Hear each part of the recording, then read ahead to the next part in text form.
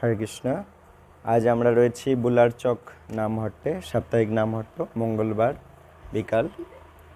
এখন আমরা নামহট্ট পরিচয় গ্রন্থ থেকে তিলক ধারণের আবশ্যকতা সম্বন্ধে পড়াশোনা করছি।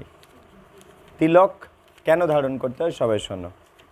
এটা 167 পৃষ্ঠায় পাবে। পুরোনো বইটা হয়তো একটু এদিক ওদিক, একটা দুটা পৃষ্ঠায় এদিক ওদিক। পাদ্যোত্তর খণ্ডে বলছে, এখানে একটা হরিভক্তি বিলাসের একটা শ্লোক এখানে আছে। সেই শ্লোকের অর্থে বলছে, শ্লোকটা বলছে প্রিয়ার্থম বা শুভার্থম বা রক্ষার্থে চতুরানন তৎপূজা হোম কালে চ সায়ং প্রাতঃ সমাহিত মদ্ভক্ত ধারয়ন্নিত্য মূর্ধ পণ্ড্রং ভয়াপহং। হে ব্রাহ্মণ, আমার ভক্ত স্থির চিত্তে, ভগবান বলছে আমার ভক্তরা স্থির চিত্তে মানে মন শীতল করে প্রাতকালে মানে সকালবেলা আমার পূজা আর হোমের সময়ে আমার প্রীতি সাধন মানে আমার সন্তুষ্টির জন্য, অথবা স্বীয় কল্যাণ মানে নিজের কল্যাণের জন্য, দুটো কাজ, একটা ভগবানের সন্তুষ্টি আর এক নিজের কল্যাণ, এবং রক্ষার নিমিত্ত যমরাজের হাত থেকে রক্ষা পাওয়ার জন্য, ভয় নাশক, এটা হলে ভয় নাশ হয়ে যায় আর আমাদের পুনরায় জন্ম নিতে হয় না, যমরাজের কাছে যেতে হয় না, এই সমস্ত ভয় থেকে আমরা বেরোতে পারি। ভয় নাশক ঊর্ধ্বপুণ্ড্র, উপরের দিকে যে উঠে আছে এটার নাম ঊর্ধ্বপুণ্ড্র, অর্থাৎ তিলক নিত্য ধারণ করিবে আমার ভক্তরা, নিত্য সব সময় তিলক সেবা করে থাকবে আমার ভক্ত সে, ভগবান বলছে। তিলক ধারণ করলে কি ফল লাভ হয় ওটা এবারে রেখে দাও, শোনো। এবারে বলছে যজ্ঞদান তপশ্চর্যা জপ হোমাদি কঞ্চজত ঊর্ধ্বপুণ্ড্র ধরো করিয়া তস্য পুণ্যমনন্তকম ঊর্ধ্বপুণ্ড্র ধরো যস্ত করিয়াত শ্রাদ্ধং শুভাননে। এ বাবা এদিকে, কল্পকোটি সহস্রাণি বৈকুণ্ঠে বাসমাপ্লুয়াত। এখানে আসো। বলছে তিলক ধারণ করি, এই লাইনটা পড়ো, এটা পড়ো, আমার কাছে আসো, এপারে আসো, এদিক ঘোরো, এদিক ঘোরো, হ্যাঁ পড়ো, এটা পড়ো। তিলক ধারণ করলে কি হয় এটা বাংলাটা পড়ো, জোরে বলো, মাইক্রোফোনে আসুক, রেকর্ড হচ্ছে, বলো না, বলো এবারে। আমি বলে দিই, যোগ্যদান, যোগ্যদান, তিলক ধারণ করিয়া যোগ্যদান, তপস্যা, হোম প্রভৃতি যে কোনো শুভ কার্য করা হয়, সকল কর্মের পুণ্য অনন্ত, অর্থাৎ তাহার সংখ্যা হয় না। কি বলল?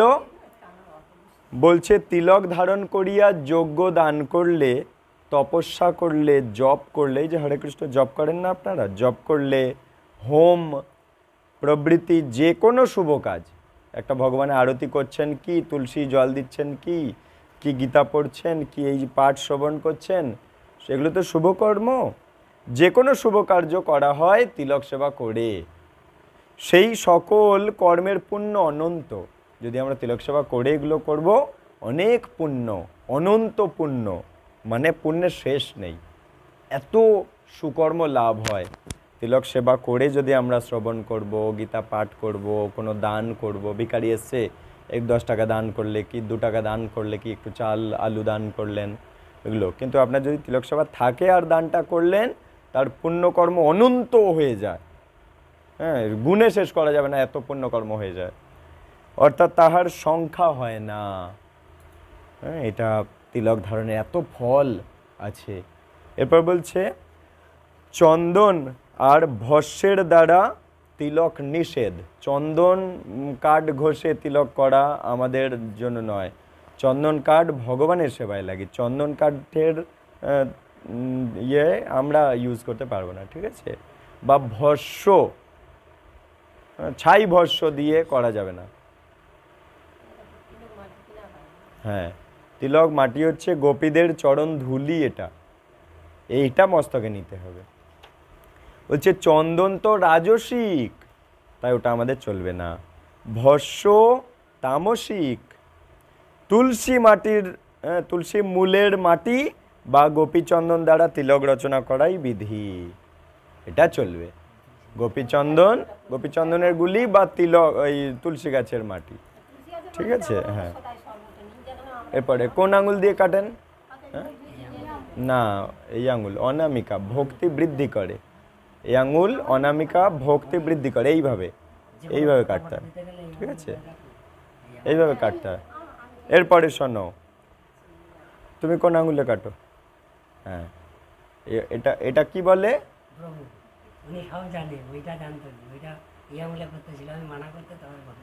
বাবা, ওই আঙুলে মোটে চলবে না, হাতও দেওয়া যাবে না, টাচ করাই যাবে না। আমি করে কেটে না হয় করে শিখিয়ে দিচ্ছি। এটা কি নাম? এটার নাম কি বলে? এই আঙুলটার নাম কি? বৃদ্ধাঙ্গুষ্ঠী। তারপরে এটার নাম তর্জনী, এটা মধ্যমা, এটা এইটা হ্যাঁ অনামিকা, এটা ঠিক আছে, মনে থাকবে। বৃদ্ধাঙ্গুষ্ঠী, তর্জনী, মধ্যমা, অনামিকা, কনিষ্ঠা, ঠিক আছে। তাহলে আমরা কাটবো অনামিকা দিয়ে, ঠিক আছে। তিলক বা হরি মন্দির অঙ্কিত করবার বিধি কি নিয়ম কানুন আছে বলছে, শোনো। নাসাদিকেশ পর্যন্তম ঊর্ধ্বপুণ্ড্রং সুশোভনং মধ্যে ছিদ্র সমাযুক্তং তদ্বিদ্যা হরি মন্দিরম বাম পার্শ্বে স্থিত ব্রহ্মা দক্ষিণে তু সদাশিবঃ মধ্যে বিষ্ণুং বিজানীয়াৎ তস্মান মধ্যং নলে পয়েত। পদ্মপুরাণ থেকে একটা কথা বলছে, শোনো। বলছে নাসা হইতে, মানে নাকের এই ডগা থেকে আরও তিলক নামবে, আরও নামবে। এই নাকটাকে 4 টুকরো করি যদি, তার মধ্যে 3 টুকরো অংশ পর্যন্ত চলে আসবে, বুঝতে পারছি?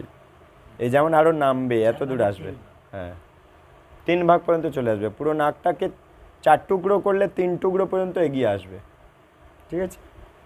বলছে নাসা হইতে আরম্ভ করিয়া কেশ পর্যন্ত, কেশে গিয়ে ঠেকবে, কেশ পর্যন্ত বিস্তৃত অতিশয় মনোহর এবং মধ্যে ছিদ্রযুক্ত, মাঝখানে ছিদ্র থাকবে।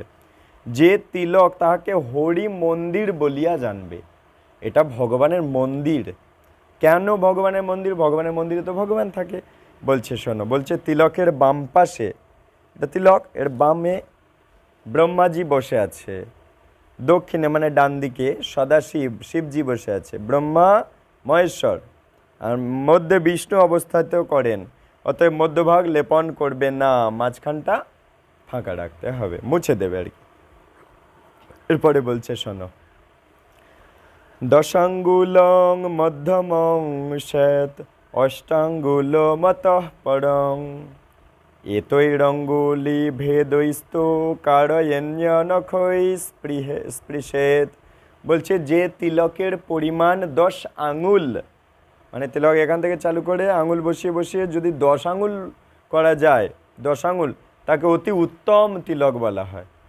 মানে অনেক লম্বা, একদম এখান থেকে 10টা আঙুল যদি পর্যন্ত কাটা যায় তা সেটা অতি উত্তম। 9 আঙুল মধ্যম, আর 8 আঙুল পরিমাণ কনিষ্ঠ বলিয়া কথিত। 8 আঙুল মানে 4 করে 8টা আঙুল বসেছে, এরকম জায়গা যুক্ত হয়েছে, তাও এটা কনিষ্ঠ। যেমন এই দেখো 4 কড়াই শেষ হয়ে গেছে, কিন্তু আরো বড় করে করা যাবে, এখান থেকে টেনে আরো বড় করা যাবে। যাই হোক, যতটা বড় সম্ভব সেটা করতে হবে, ঠিক আছে। ওর আঙুল বসালে 8-9 আঙুল 10 আঙুল হয়ে যাবে, হ্যাঁ ওটাই বলছে, যে যার ব্যক্তির। এরপরে শোনো, এবার বলছে তাহলে কি 10 আঙুল যুক্ত যদি হয় অতি উত্তম, অতি উত্তম তিলক। 9 আঙুল হলে মধ্যম তিলক, 8 আঙুল হলে কনিষ্ঠ। মানে যে যত ছোট করে কেটেছে তার তত মানে কনিষ্ঠের দিকে চলে গেছে। এরপরে শোনো, শ্যামং শান্তি করং প্রোক্তং রক্তং বশ্য করং তথা শ্রীকরং প্রীতিমিত্যাহু শ্বেতং মোক্ষ প্রদং শুভং। বলছে পণ্ডিতগণ শ্যামবর্ণ পুণ্ড্রকে শান্তিপ্রদ বলে, শ্যামবর্ণ শান্তিপ্রদ, রক্তবর্ণকে বলে বশ্যকারক, পীত বর্ণ পুণ্ড্রকে সম্পত্তিদায়ক এবং শ্বেত বর্ণ পুণ্ড্রকে মঙ্গলজনক মোক্ষপ্রদ বলিয়া উল্লেখ করেন। আমাদের কি রঙের? কি রঙের? সাদা রঙের, শ্বেত বর্ণ। কোন রঙের তিলক কি হয় শোনো, বলা আছে এখানে শাস্ত্রে, পদ্মপুরাণে বলা আছে। হ্যাঁ, দেখবে অনেকে দোকানে সব লাল মতো পাওয়া যায়, হ্যাঁ, একটু কমলা কালারের পাওয়া যায়। কালোটা আলাদা, ওটা বৃন্দাবনের, ওটা রাধাকুণ্ডের পাঁক মাটি। তা শোনো, হ্যাঁ, পণ্ডিতগণ বলছে শ্যাম বর্ণ, শ্যাম একে বলে শান্তিপ্রদ, শ্যাম বর্ণ তিলক মানে কালো, ঠিক আছে। রক্তবর্ণ মানে লাল যে তিলকগুলো তাকে বলে বশ্যকারক। পীত বর্ণ, পীত মানে হলুদ, হলুদ বর্ণ তাকে বলে সম্পত্তিদায়ক। আর শ্বেত বর্ণ মানে সাদা তিলককে বলে মঙ্গলজনক, মোক্ষপ্রদ। আচ্ছা, কাশীখণ্ডে যমরাজ কিছু কথা বলছে তিলক সম্বন্ধে। যমরাজ আমাদের বিচারক, মানুষ জাতির বিচারক। যমরাজ কি বলছে? এই এখন ওইসব চলবে না, এখন ও আমার সম্পত্তি। এদিকে আমার দিকে, এখন ও আমার সম্পত্তি। কাশীখণ্ডে যমরাজ বলছে কিছু কথা। না এত এদিকে না, এই আমি মুখটা দেখবো তো, নইলে ফাঁকিবাজি মারবি তো। এদিকে, এই আমার দিকে। যম বাক্য শোনো, বলছে দূতা শ্রীণোত যদ্ভালং গোপী চন্দন লাঞ্ছিতং জলদীধ্বনবৎসু অপি তেজো দূরে প্রযত্নতঃ। বলছে যমরাজ বলছে তার দূতেদেরকে, যমরাজের যারা অ্যাসিস্ট্যান্ট, যমরাজের হয়ে যারা কাজ করে, বলছে হে দূতগণ শোনো শোনো, যার ললাট গোপীচন্দনে অঙ্কিত, গোপীদের চরণধুলি দিয়ে আঁকা যার কপাল, জ্বলন্ত কাঠের ন্যায় অতিশয় যত্ন সহকারে তাকে পরিত্যাগ করবে। জ্বলন্ত কাঠ আমরা কেউ হাত দিয়ে ধরতে যাই? যাই না। একইভাবে যমরাজ তার দূতেদের বলছে জ্বলন্ত কাঠ যেমন হাত দিয়ে ধরতে নেই, একইভাবে যার কপালে গোপীর চন্দন আছে, গোপীদের চরণ ধুলি যার কপালে আছে, তুমি তাকে ছোঁবেও না। ওকে ছোঁয়ার অধিকার তোমার নেই। ওকে ছোঁবে বিষ্ণুর দূতেরা, নারায়ণের দূতেরা ওকে ছোঁবে, ওকে যমরাজের দূতেরা ছুঁতে পারবে না। যমরাজের দূতদের দেখতে বিচ্ছিরি, প্রকাণ্ড, ভয়ঙ্কর, কিম্ভূত কিমাকার। তা ওরা এই সব ছেলেদেরকে ছুঁতে পারবে না যার কপালে গোপীদের চরণ ধুলি আছে, দিয়ে তিলক অঙ্কন হয়েছে, ভগবানের নাম নেওয়া আছে। এটা আঁকার সময় ভগবানের নাম নিয়েছে। ওং শ্রী কেশবায় নম, ওং শ্রী নারায়ণায় নম, ওং শ্রী মাধবায় নম, ওং শ্রী গোবিন্দায় নম নিয়েছে। ভগবানের নাম আর ভগবান নিজে একই। তাই এটা করার সময় যখন ভগবানের নাম নিয়েছে, ভগবানকে এখানে বসিয়েছে, এখানে ভগবানকে বসিয়েছে, এখানে ভগবানকে বসিয়েছে, এখানে ভগবানকে বসিয়েছে, এখানে ভগবানকে বসিয়েছে, এখানে ভগবানকে বসিয়েছে, এখানে বসিয়েছে, এখানে বসিয়েছে, এখানে বসিয়েছে, এখানে বসিয়েছে, এখানে বসিয়েছে, এখানে বসিয়েছে, এখানে বসিয়েছে, এখানে বসিয়েছে। ত্রয়োদশ অঙ্গে লাস্ট এই আমাদের আজ্ঞা চক্রে। হ্যাঁ, আজ্ঞা চক্র সম্বন্ধে একটু বলছি শোনো। এই যে আমরা শিখা, শোনো আস্তে শোনো, শিখা যে অংশে আছে ওই অংশে তো কিছুটা চুল আছে, ওই অংশটাকে বলে আজ্ঞা চক্র। আমাদের শরীরে 9টা ছিদ্র আছে, 2টো চোখ, হ্যাঁ, 2টো কান, 2টো নাক, একটা মুখ, একটা উপস্থ, একটা পায়ু, 9টা ছিদ্র। যখন সাধারণ ব্যক্তি দেহ ছাড়ে তখন এই 9টা ছিদ্রের কোনো একটা ছিদ্র দিয়ে আত্মা ঠিকরে বেরিয়ে যায়। আর চোখ চোখ চেয়ে থাকে, মরে আছে, চোখ চেয়ে আছে, বা মুখ হাঁ হয়ে আছে। তার মানে ওই 9টা ছিদ্রের কোনো না কোনো ছিদ্র দিয়ে বেরোবে। যে কখনো ভক্তি জীবন করেনি, ভগবানকে ভালোবাসে না, ভগবানের নাম জপ করে না, সাধু বাক্য শোনেনি কোনো দিন, সাধুদের উপদেশ, গীতার উপদেশ যে শুনে জীবন কাটায়নি, তারা ওরকম হবে। কিন্তু যে গলায় তুলসী মালা, তিলক সেবা করেছে, ভগবানকে ভালোবাসে, ভগবানের নাম জপ করে, ভগবানের সেবা পূজা আরতি করে, হ্যাঁ, তার খুব লাভ, তার জীবনটা মঙ্গলজনক জীবন। হ্যাঁ, ভগবানের সেবা করে খুব মঙ্গল হয় আমাদের। ওর কি হবে, এই আমাদের এখানটা আমাদের শরীরের 6টা চক্র আছে, 6টা চক্রের এই একদম ওপরে আছে আজ্ঞা চক্র, মাথার ঠিক পিছনে আজ্ঞা চক্র বলে, এই জায়গাটায় আজ্ঞা চক্র আছে, এই জায়গাটায়।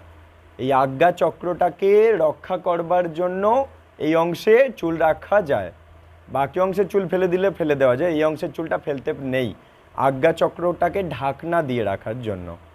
হ্যাঁ, তো এই আজ্ঞা চক্র থেকে আত্মা বেরোবে যারা কৃষ্ণ ভক্ত, ভগবান দয়া করে এই আজ্ঞা চক্র থেকে আত্মাকে বের করে দেবে, দিলে কি হবে, ওই আত্মা চিরতরে ভগবানের ধামে গোলক বৃন্দাবন ওইখানটায় দেহ পাবে, আর এইখানটায় জন্ম নিতে হবে না। আর যাদের ওই 9টা দরজা দিয়ে আত্মা বেরোবে ওদের আবার জন্ম নিতে হবে এখানে। এটা হচ্ছে ভক্তি জীবনের লাভ।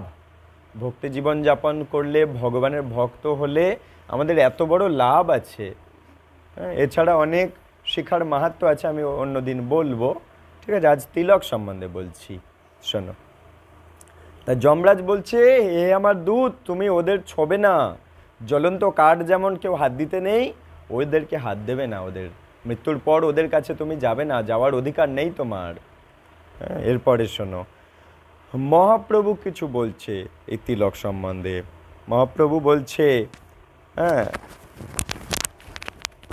তিলক না থাকে যদি বিপ্রের কপালে, সে কপাল শ্মশান সদৃশ, বেদে বলে। বেদে বলছে সেই কপালটা শ্মশান কপাল। প্রভু বলে, কেনে ভাই কপালে তোমার তিলক না দেখি কেনে, কি যুক্তি ইহার? মহাপ্রভু সন্ধ্যাবেলায় পড়াতে যেত, সেখানে যে ছাত্ররা পড়তে আসতো তাদের কপালে যদি তিলক না দেখতো, ভগবান মহাপ্রভু বলতো, কি ব্যাপার, তুমি আজকে সন্ধ্যা আরতেই জয়েন করনি? যদি করেছো তাহলে তিলক নেই কেন? তোমার সন্ধ্যা হয়ে গেছে বন্ধা, তুমি যাও আবার তিলক সেবা করে সন্ধ্যা দাও, নয়তোবা তোমার সন্ধ্যা ভগবান নেয়নি। এরপর বলবে, দেখো, তিলকহীন ললাট দর্শন ব্রাহ্মণের সন্ধ্যা বন্দনায় নৃত্য কীর্তনের ব্যর্থতা বর্ণনা। মহাপ্রভু সন্ধ্যা আরতিটা যে ব্যর্থ হয়েছে সেই সম্বন্ধে কি বলছে শোনো। বলছে, বুঝিলাম আজি তুমি নাহি করো সন্ধ্যা, আজি ভাই তোমার হইল সন্ধ্যা বন্ধা। তাহলে প্রভুর সমস্ত সন্ধ্যা বন্ধ হয়ে যাচ্ছে, আমি সেটা দেখতে পাচ্ছি না, সেই জন্য আমি বারবার করে অনুরোধ করছি। যজ্ঞদানং তপোহোম স্বাধ্যায় পিতৃতর্পণং ব্যর্থং ভবতৎ সর্বমূর্ধ পুণ্যং বিনা কৃতং। মহাপ্রভু বলছে, তিলক বাদ দিয়ে কোনো যজ্ঞ, কোনো দান, কোনো তপস্যা, কোনো হোম, কোনো বেদ পাঠ বা পিতৃ লোকেদের মানে পূর্বপুরুষদের উদ্দেশ্যে যে মহালয়ার দিনে তর্পণ করে না, ওই তর্পণ যাহা কিছু করো না কেন সে সমুদয় বৃথা হইয়া থাকে, সব বৃথা হয়ে যায়। এই হচ্ছে মাহাত্ম্য, আমরা বুঝে নেব, এগুলো জেনে নেব। এবার বলছে, বৈষ্ণবানাং ব্রাহ্মণাং ঊর্ধ্বপুণ্ড্রং বিধীয়তে অন্যে জান্ত ত্রিপুণ্ড্রং স্যাদিতি ব্রহ্ম বিদো বিদুঃ। বলছে, বৈষ্ণব ব্রাহ্মণগণের পক্ষে ঊর্ধ্বপুণ্ড্রের এক অন্যের অর্থাৎ অবৈষ্ণব পক্ষে ত্রিপুণ্ডের বিধান করিয়াছেন। বলছে, যারা বৈষ্ণব তাদের বা ব্রাহ্মণ তাদের ঊর্ধ্বপুণ্ড্র অবশ্যই করা উচিত। কিন্তু আমরা কি দেখি ব্রাহ্মণরা তিলক সেবা করেছে? করেনি। কলিযুগের ব্রাহ্মণ এরা কিচ্ছু মানে না, কিছু মানে না, এই জন্য ওদের অভিশাপেও আজ আর কোনো ফল হয় না, ওদের প্রার্থনায় কোনো ফল হয় না, গৃহের কল্যাণ হয় না। কিন্তু একটা বৈষ্ণব যদি বাড়ি এসে পূজা করে দিয়ে যায়, সে গৃহের কল্যাণ হয়ে যাবে, কারণ সে যথাযথ তিলক সেবা করে নিজেকে পবিত্র রেখে ভগবানের পূজা সেবা করতে এসেছে। আর ওরা কোথায় চা খেয়ে চলে এসেছে, হবে নেশা, বিড়ি, এইসব। আচ্ছা, এরপরে গোপীচন্দন লেপন করার নিয়ম কি আছে সেই সম্বন্ধে বলছে, শোনো। অনামিকা কামোদোক্তা মধ্যমায়ুষ্করী ভবেত অঙ্গুষ্ঠ পুষ্টিদ প্রোক্ত স্তর্জনী মোক্ষ সাধনী। অনামিকাকে অভীষ্ট প্রদায়িনী বলা যায়, মধ্যমা পরমায়ু বৃদ্ধি করে। এইটা মধ্যমা, এই যে মধ্যমা পরমায়ু বৃদ্ধি করে। অঙ্গুষ্ঠ পুষ্টি সাধক বলিয়া উক্ত হইয়াছে, আর তর্জনী মোক্ষ সাধনী। এই তর্জনী মোক্ষ সাধনী, আর অঙ্গুষ্ঠ পুষ্টি সাধক। তাহলে কি আমাদের কি দরকার না, অভীষ্ট প্রদায়িনী অনামিকা দিয়ে আমরা সেই জন্য কাটবো। কৃষ্ণ প্রেম লাভের জন্য এইটা দিয়ে তিলক সেবা করতে হয়। কিছু না, হাতে তিলক নিয়ে আর এখান থেকে টান দিলে, তারপর মাঝখানে চাপ দিলে দু সাইড হয়ে যায়। দেখিয়ে দেব। সন্ধ্যা উপাসনা বিষয়ে বশিষ্ঠের বচন কি বলছে? সন্ধ্যা উপাসনা গৃহে 1 গুণ, গোষ্ঠে 10 গুণ, নদীতে 100 সহস্র গুণ এবং বিষ্ণুর সমীপে করলে অসংখ্য গুণ ফল লাভ হয়ে যায়। সন্ধ্যা উপাসনা, সন্ধ্যা আরতি আমরা সবাই করি না? বলছে সন্ধ্যা উপাসনা যদি ঘরে করা হয় তাহলে 1 গুণ লাভ হয়, গোষ্ঠে যদি করি তাহলে 10 গুণ লাভ হয়, নদীতে যদি করি তাহলে 100 সহস্র গুণ লাভ হয়, বিষ্ণুর সমীপে করলে মানে মন্দিরে গিয়ে করলে অসংখ্য গুণ ফল লাভ হয়ে থাকে। কি বুঝলেন? হ্যাঁ, বাড়িতে আজ সন্ধ্যা পড়েনি, কি বুঝলেন? মন্দিরে আছে, বলছে বাড়িতে আজ সন্ধ্যাটা কি হবে? বাড়িতে সন্ধ্যা করলে 1 গুণ ফল লাভ হয়, ভগবান 1 গুণ খুশি হয়। আর মন্দিরে বিষ্ণুর সমীপে করলে অসংখ্য গুণ খুশি হয়, তাই অসংখ্য গুণ ফল লাভ হয়। ওই জন্যই তো বলছে গৃহে। কোথায় মন্দির? গৃহেই তো মন্দির। এখানে কজন ভক্ত থাকে আর সেখানে কজন ভক্ত থাকে? ভগবান তো ভক্তদের নিয়ে আনন্দ থাকতে চায়। হ্যাঁ, এখানে করলে 2 জন দেখবে, সেখানে করলে সমস্ত ভক্ত সমীপে হচ্ছে না। এখানকার আনন্দ আর সেখানকার আনন্দের তফাৎ আছে। কেন আনন্দের তফাৎ? কারণ ভগবান বেশি আনন্দিত হচ্ছে, তাই আমি বেশি আনন্দিত পাচ্ছি। অস্মিন তুষ্টে জগৎ তুষ্টে, ভগবান তুষ্ট হচ্ছে যত, জগৎ তত তুষ্ট হচ্ছে। ভগবান কম তুষ্ট, জগৎ। হ্যাঁ, এই হচ্ছে ব্যাপার। তাহলে আমরা নিজেরাই আনন্দের তফাৎ বুঝি। একইভাবে ভগবান এখানে বসে যা আনন্দ পাচ্ছে সেখানে আরো বেশি আনন্দ পাচ্ছে, কারণ ভক্তরা অনেকে আছে না, সেই জন্য। এরপর একদমই তাই, এইটাই ভগবানের মন্দির, সেখানে সাক্ষাৎ প্রতিষ্ঠিত। হ্যাঁ, সেখানে মন্দির তৈরির আগে বলরামকে, অনন্ত শেষনাগকে বসানো হয়েছে, তার সেই জায়গার উপরে জগন্নাথ বসেছে। তো বৈষ্ণবরা, ব্রাহ্মণ বৈষ্ণব যারা, বৈষ্ণব এবং ব্রাহ্মণ, বৈষ্ণব হয়ে ব্রাহ্মণ হয়েছে, তারা ভগবানকে আনয়ন করে বসিয়েছে ওই মন্দিরে। এমনি এমনি সমৃদ্ধ হয়ে উঠছে না দিনকে দিন। ভালো করে বুঝবেন ব্যাপারটা, লজিক।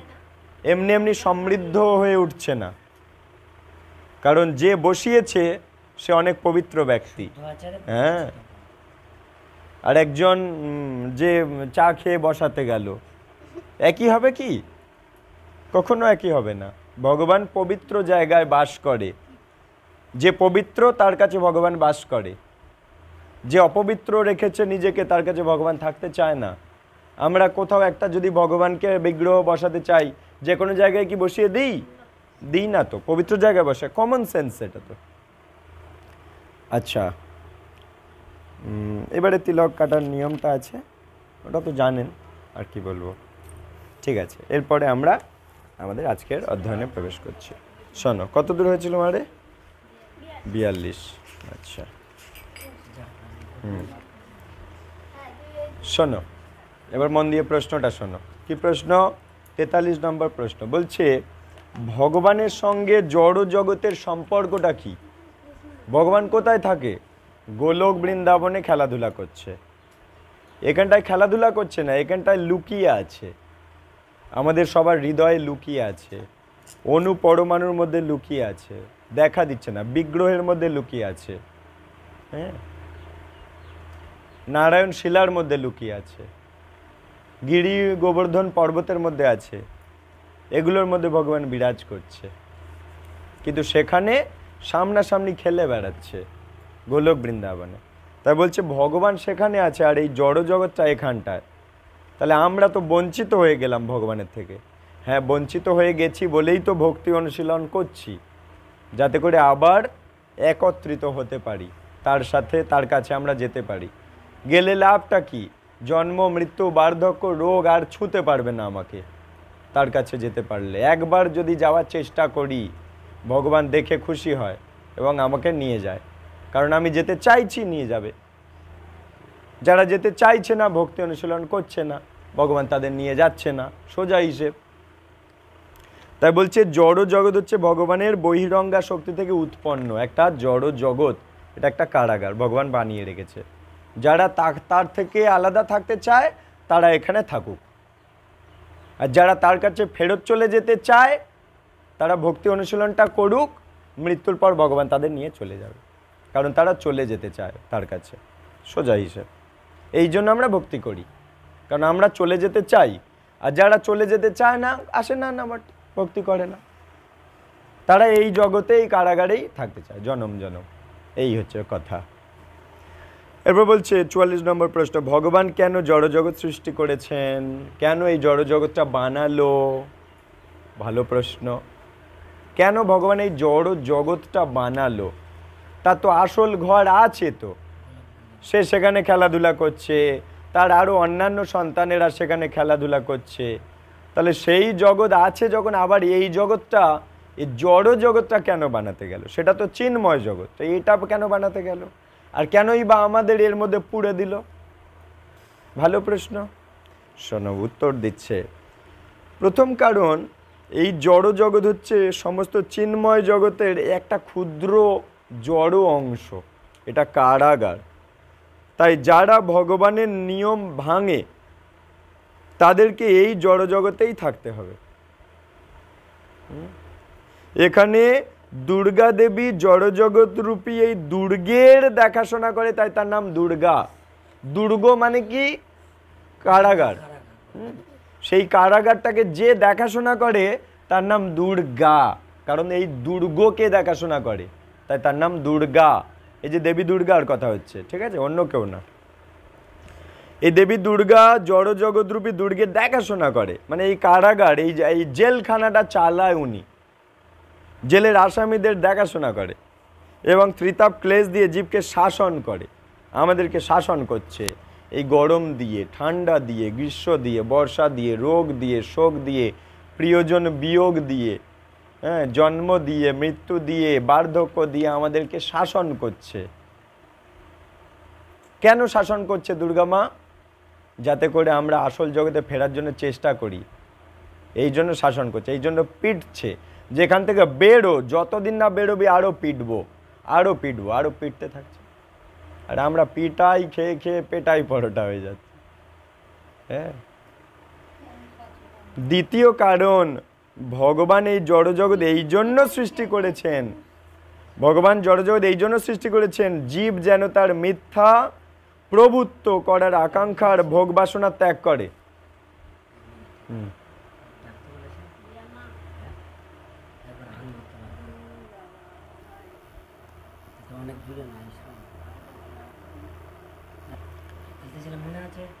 শোনো, তাই বলছে দ্বিতীয় কারণ কি? ভগবান এই জড়জগৎ সৃষ্টি করেছেন জীব যেন তার মিথ্যা প্রভুত্ব করার আকাঙ্ক্ষার ভোগ বাসনা ত্যাগ করে। আমরা আসলে দাস, তাঁর দাস। আমরা বলছি না না, ও কৃষ্ণ কৃষ্ণ কেউ নেই, আমি স্বামী, আমি কর্তা, আমি ভোগ করব, আমি আমার স্ত্রীকে ভোগ করব, আমি আমার বাড়িটা ভোগ করব, আমি আমার গাড়িটা ভোগ করব, আমি আমার জমি, আমার অন্ন টন্ন যা ফলেছে সব আমিই ভোগ করব, আমিই বানিয়েছি, আমিই ভোগ করব, কৃষ্ণ কৃষ্ণ কেউ নেই। এই জন্য এই জগতে আটকে গেছি, এই কথাগুলো বলার জন্য। এই কথাগুলো কোথা থেকে বেরোচ্ছে? অহংকার থেকে। ভগবান টগবান কেউ নেই রে ভাই, আমি তো সব। এই অহংকার থেকেই আলাদা হয়ে গেছে। দেখেছে এই জীবটা এত অহংকারী, ভগবান সব সহ্য করে কিন্তু অহংকার সহ্য করে না, ওই জন্য আলাদা করে দিয়েছে। এই জড় জগতের জন্ম, মৃত্যু, বার্ধক্য আর রোগের এই ঘূর্ণিপাকে ফেলে দিয়েছে।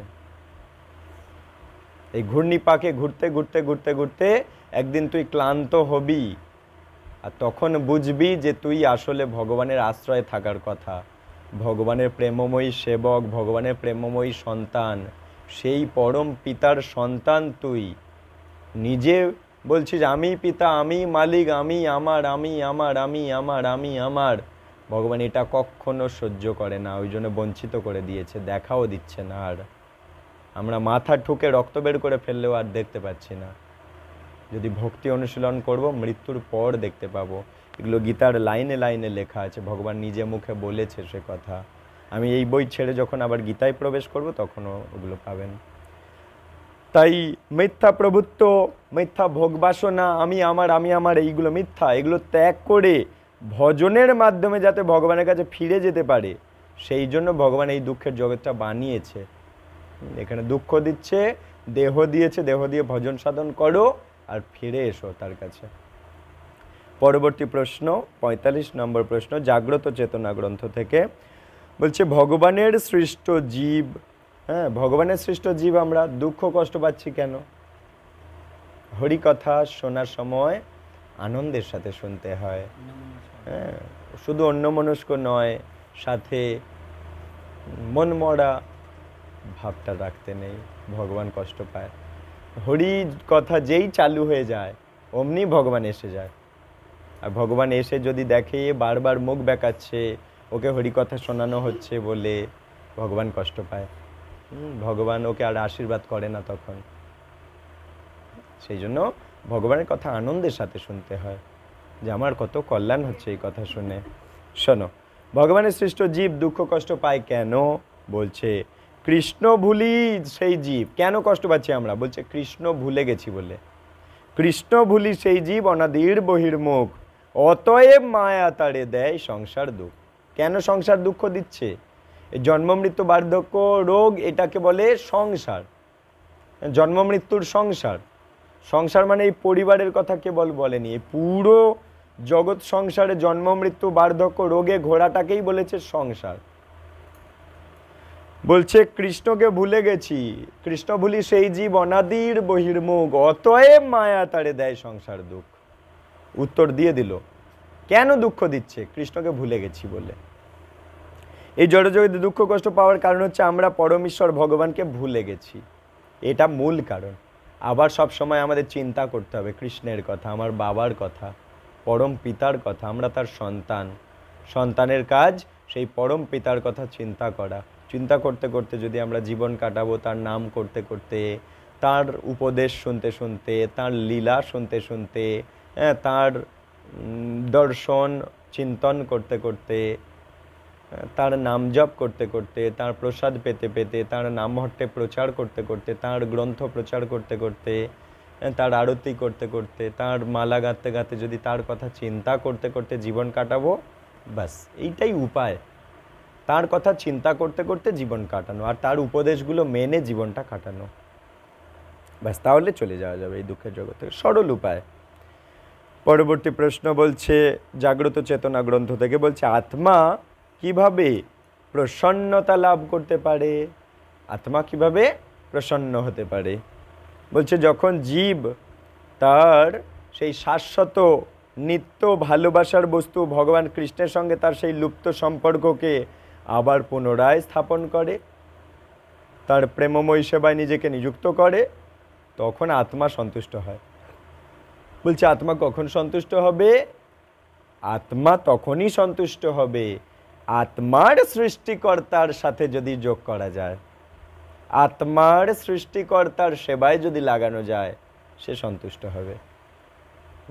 আত্মাকে যে বানিয়েছে তার সেবায় যদি লাগানো যায়, তাকে, তার সঙ্গ, তার কথা, তার নাম, তার সেবা, তার দর্শন, আত্মাকে যদি তার সঙ্গ করাবো, আত্মার প্রভুর সঙ্গ যদি করাবো, আত্মার প্রভু কে? কৃষ্ণ। তো আত্মাকে যদি আত্মার প্রভু কৃষ্ণের সঙ্গ করাবো, আত্মা খুশি হয়ে যাবে। এটা হচ্ছে আত্মার খুশি করার উপায়। এরপরের প্রশ্ন, আমি যে আত্মা কি করে বুঝবো? বলছে আমি শরীর নই, আমি মন নই, আমি বুদ্ধি নই, আমি আত্মা। এর প্রমাণ আমরা গীতা শাস্ত্র থেকে পাই। কৃষ্ণ নিজে বলছে, জীবের আসল পরিচয় হচ্ছে জীব হচ্ছে আত্মা, আমার দেহের অংশ। মমই বাংশ জীব লোক জীব ভূত সনাতন। এই জীবাত্মা আমার দেহের অংশ। মমই বাংশ মানে মমই মানে আমার অংশ, মমই বাংশ জীব লোক, এই যে জীব, মমই বাংশ জীব লোক, জীব ভূত সনাতন। এই জীব হচ্ছে সনাতন, শাশ্বত, এ আমার দেহের অংশ। কৃষ্ণ নিজে মুখে বলে গেছে আমার এই আত্মাটা আসলে কৃষ্ণদের অংশ। কেউ যদি একটা শিশুকে 2 বছর বা 1 বছর বয়সে তাকে দেখে, যখন বাচ্চাটা 2 বছর বয়স তাকে দেখেছে, একজন লোক 2 বছর শিশুটাকে দেখেছে, তা এবং 40 বছর বয়সে তাকে দেখলো। 2 বছর বয়সে দেখেছে, তারপর যখন বুড়ো 40 বছরের হয়েছে তখন দেখলো, সে দেখতে পাবে যে ইতিমধ্যে শিশুটার রূপ পাল্টে গেছে। 2 বছরের বাচ্চা থেকে আর 40 বছরের লোক, সে কি আর একই আছে? রূপ পাল্টে গেছে। তার দেহের, মনের, বুদ্ধির সব পরিবর্তন হয়েছে, দেহ পাল্টেছে, দেহ অন্যরকম হয়ে গেছে। 2 বছরের বাচ্চা আর 40 বছরের লোক কি একই? 2 বছরের বাচ্চা আর ছোট মতো, আর 40 বছর লোক বড়, তার দেহ পাল্টেছে। মন, শিশুর মন যেমন ছিল, 40 বছরের লোকের মন তো এক নয়, আলাদা, পাল্টে গেছে। বুদ্ধি, 2 বছরের শিশুর বুদ্ধি কত কম, 40 বছর লোকের বুদ্ধি কত বেশি, তাহলে বুদ্ধি পাল্টে গেছে। তবু সেই লোকটা একই লোক, এবং তার মধ্যে একটাই সত্তা রয়েছে যার পরিবর্তন হয়নি। ওই 2 বছরের শিশুটার মধ্যেও আত্মা আছে, একই আত্মা, সেই আত্মা কিন্তু বসেই আছে, কিন্তু দেহটা পাল্টে পাল্টে 40 বছরের বয়স্ক লোক হয়েছে, কিন্তু আত্মা একই আছে। সেটাই হচ্ছে আত্মা, সেটাই হচ্ছে জীবের আসল স্বরূপ, জীবের আসল পরিচয়। দেখেন, ওরা শাস্ত্র পড়ছে, এই যে পবিত্র কোরআন পাঠ করছে, সবাই শ্রবণ করছে, ভগবানের নাম পাঠ করছে, সবাই শ্রবণ করছে, আমরাও তাই। এই নামহট্ট কত গুরুত্বপূর্ণ তাহলে। সেটা হচ্ছে জীবের আসল স্বরূপ, ব্যক্তিত্বের কেন্দ্র। আর একটা প্রমাণ হচ্ছে, ধরুন আপনার দিদিমা বাড়িতে শুয়ে আছেন, দেখে আপনি বাজার করতে গিয়েছেন, দিদিমা শুয়ে আছে, আপনি বাজার করতে গেছেন, তা বাজারে আপনি শুনতে পেলেন আপনার দিদিমা মারা গেছে। বাড়ি ফিরে এসে দেখলেন যে বাজার যাওয়ার আগেই দিদিমা খাটের উপর শুয়েছিল, এখনও ঠিক সেই খাটের উপরেই শুয়ে আছে। হ্যাঁ, তার চারপাশে ঘিরে আপনার বাবা বলছে, ও আমার মা চলে গেল। হ্যাঁ হ্যাঁ, ভাই বলছে দিদিমা চলে গেল, দিদিমা আর নেই, কোথায় তুমি চলে গেলে, কোথায় তুমি চলে গেলে। কিন্তু কি ব্যাপার, বডি তো আছে, তো তবে চলে গেলে কোথায়, চলে গেলে কোথায় বলে কাঁদছে কেন? তার মানে কে চলে গেছে? আত্মা চলে গেছে। তাহলে দেহটা কি আসল পরিচয়? যদি আসল পরিচয় হতো তাহলে আসল জিনিসটাই তো আছে, কাঁদছে কেন? তার মানে ওটা আসল জিনিস নয়, আসল জিনিস যেটা ভেতরে ছিল সেটা আর নেই, সেটা চলে গেছে। তাহলে আসল জিনিস আত্মা, প্রমাণ হয়ে গেল। তা আপনি দেখতে পাচ্ছেন আপনার দিদিমা খাটেই শুয়ে আছে, আবার সবাই চিৎকার করছে, মা চলে গেল, দিদিমা চলে গেল, হ্যাঁ, ইত্যাদি। এখন প্রশ্ন হচ্ছে, কে চলে গেল? সেটাই হচ্ছে আত্মা। আত্মা চলে গেলে শরীর জড় অবস্থা হয়ে যায়, শরীরটা একটা জড় বস্তু হয়ে গেছে, তাই সবাই পুড়িয়ে দিচ্ছে। কত লাঠি দিয়ে মারছে, হ্যাঁ, কত লাঠি দিয়ে মারছে পড়ানোর সময়, লাগছে কি? জড় বস্তু তো, লাগবে কেন? কিন্তু আত্মা থাকলে, আর যদি এরম করে পিটি, কেরম লাগে? তাহলে আত্মা থাকে বলে চেতনা আছে, তাই ওর লাগছে। আত্মা নেই, চেতনা নেই, লাঠি দিয়ে বাঁশ দিয়ে মেরে মেরে পোড়াচ্ছে, দেহটা লাগছে না। এটা বুঝতে হবে। শরীরে কোনো চেতনার লক্ষণ দেখা যায় না, অর্থাৎ শরীরটা অচেতন হয়ে যায়। এর থেকে আমরা বুঝতে পারছি আমি এই দেহ নই, আমি মন নই, আমি আত্মা। পরবর্তী প্রশ্ন, প্রকৃতিতে 3টে গুণ আছে, কি কি? বলছে প্রকৃতির 3টে গুণ হচ্ছে সতগুণ, রজগুণ, তমগুণ। তমগুণকে বলে খারাপ গুণ, রজগুণকে বলে মাঝারি গুণ। বলে না এর একদম গুণাগুণ নেই, বলে না, ঠিক তেমনি শতগুণ মানে সবচাইতে ভালো গুণ। যে তমগুণ সে কেমন হবে জানেন?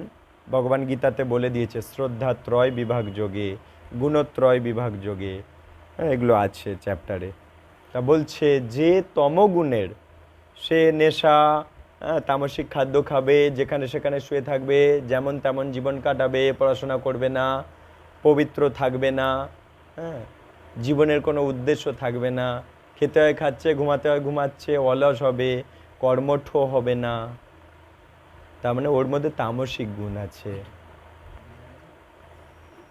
যে রজগুণ সে কেমন হবে বলে দিয়েছে, সে খুব পরিশ্রম করতে চাইবে, সে অনেক টাকা উপার্জন করতে চাইবে, অনেক বড় স্যালারি চাকরি খোঁজার চেষ্টা করবে, বেশি বেশি টাকা জোগাড় করবে, বেশি বেশি ইন্দ্রিয় সুখ চাইবে, সব কিছু বেশি বেশি বেশি বেশি চাইবে, বেশি ঝাল খাবে, বেশি তেতো খাবে, বেশি টক খাবে, ও রাজসিক গুণ, রজগুণ। আর শতগুণ কি? শতগুণের ব্যক্তি কেমন হবে? সে সবসময় পবিত্র থাকতে চাইবে, তার দেহ পবিত্র রাখতে চাইবে, মন পবিত্র রাখতে চাইবে, পোশাক পবিত্র রাখতে চাইবে, চিন্তা ভাবনা পবিত্র রাখতে চাইবে, তার বুদ্ধি হবে পবিত্র, তার কথাবার্তা পবিত্র, আচরণ পবিত্র, চাল চলন সব পবিত্র, তার খাওয়া দাওয়া পবিত্র, তার সে সবসময় ভগবানের কথা শুনতে চাইবে, ভগবানের সেবা করতে চাইবে, সে ভগবানের ধামে যেতে চাইবে, ভগবানের নাম করতে চাইবে, গীতা পড়তে চাইবে। তার মধ্যে সাত্ত্বিক গুণ আছে, সবচাইতে ভালো গুণ। তাহলে তমগুণটা সবচাইতে খারাপ, রজগুণটা মাঝারি, আর সাত্ত্বিক গুণ শতগুণ। তাহলে তম থেকে তামসিক, রজ থেকে রাজসিক, শত থেকে সাত্ত্বিক। যে সাত্ত্বিক সে সবসময় নিজেকে একদম মঙ্গল, নিজের মঙ্গল কি করে করা যায় বুঝতে পারবে, এবং অপরের মঙ্গল কি করে করা যায় সেই অনুযায়ী কাজ করবে। সে হচ্ছে সাত্ত্বিক গুণ। সেটা প্রশ্ন করেছে। প্রকৃতিতে তিনটে গুণ কি কি?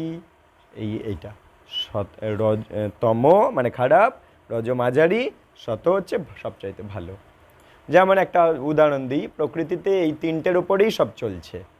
যেমন অন্ন, ঠিক আছে, অন্ন, সাদা অন্ন, অন্নটাকে যদি আমি পচিয়ে খাই হয়ে যাবে তামসিক, হয়ে যাবে তম।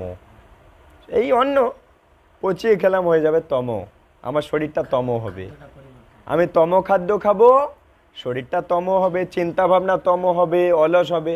হ্যাঁ, পান্তা খেলে কি হয়? অলস হয়, ঘুম লাগে না? আমার এখানে আসো, পা কনকন করছে, তা ওই চেয়ারটা নিয়ে এখানে কাছাকাছি এসে বসে, দেন ওনাকে।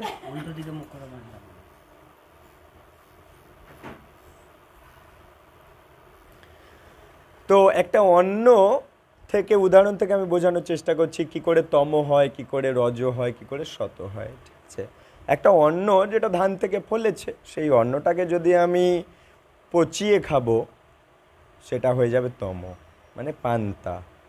হ্যাঁ, পান্তা তামসিক। ওটা খাবো, শরীরটাও তামসিক হবে, শরীরটা অলস হবে, কর্ম করতে ইচ্ছা হবে না, ঘুম ঘুম পাবে, নিদ্রা, এগুলো তম ব্যাপার। তাহলে তম খাদ্য খাবো, চিন্তা ভাবনা তম হবে, শরীর তমর মতো হবে, অলসতা হবে, চিন্তা ভাবনা অলস অলস টাইপের হবে তম থেকে। এই জন্য শাস্ত্র বলছে আহার শুদ্ধ শতৌ শুদ্ধ, শতৌ শুদ্ধ ধ্রুব স্মৃতি। এই শরীরটা কি থেকে হয়েছে? আহার থেকে।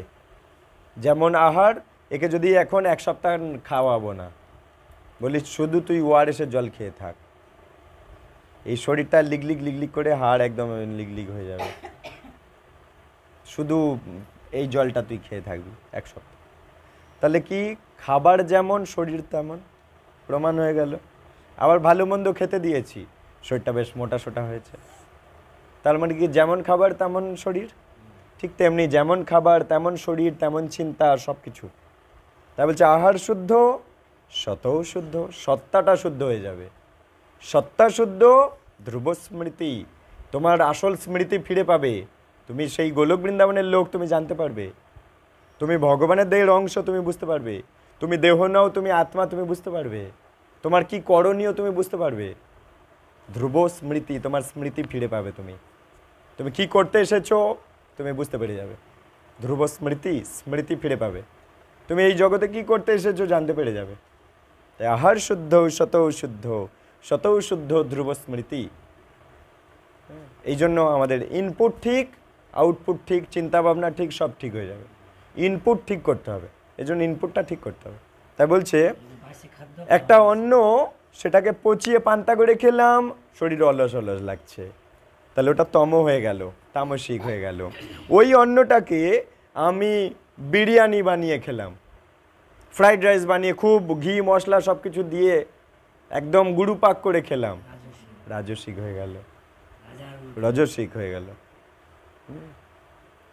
সেটা হজম করতে গিয়ে আর ভক্তি হচ্ছে না, গা গুলোচ্ছে, কষ্ট কষ্ট হচ্ছে, রজ হয়ে গেল। তাহলে তমও ঠিক না ভক্তির জন্য, রজও ঠিক না। আবার সেটা ফুটিয়ে সাদা অন্ন, ফ্রেশ, একদম টাটকা ফ্রেশ অন্ন, গরম গরম, সেটা হচ্ছে সাত্ত্বিক। চটপট হজমও হবে এবং সুন্দরভাবে ভক্তি অনুশীলন করতে পারবে। চিন্তা ভাবনা সাত্ত্বিক থাকবে, দেহটা তামসিক বা রাজসিক হবে না, সাত্ত্বিক দেহ, একদম সুন্দর চকচকে, চিন্তা ভাবনা চকচকে, কর্ম চকচকে, সব কিছু হজম চকচকে, সব কিছু চকচকে। এই হচ্ছে সাত্ত্বিক, সব চাইতে শ্রেষ্ঠ। তাই আমাদের কাজ কি, যেমন ওনাকে বললাম না, আপনার এবারে কি কি চেঞ্জ করতে হবে প্রভু, তাহলে তম থেকে, রজ থেকে এবারে শতই নিয়ে যাওয়ার চেষ্টা করছি আমি ওনাকে, যে এগুলো তম বা রজ পোশাক, সেগুলো থেকে এবারে আপনাকে সাত্ত্বিক, এই সব সাত্ত্বিক পোশাক, দেখো দেখে বোঝা যাচ্ছে।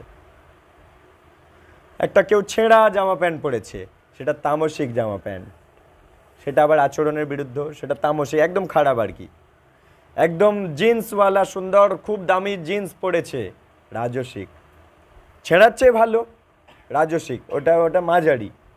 কিন্তু এবারে সে একদম সাদা ধৌত, একদম পরিষ্কার চকচকে, দেবতারা যেমন পোশাক পরে সেরকম পোশাক পরেছে, সেটা হয়ে গেল সাত্ত্বিক। একটা জিন্স পরে কি আরতি করে কেউ দেখেছেন? তার মানে আমরা পরিষ্কার বুঝতেই পারি যে ওটা রজ, তাই ওটা ভগবানের সেবায় চলে না। একইভাবে এইখানে বসতে গেলে কিন্তু ওটা চলবে না, কেন এটাও তো ভগবানের সেবা, এটা শ্রবণ সেবা, এটাও তো সেবা প্রভু।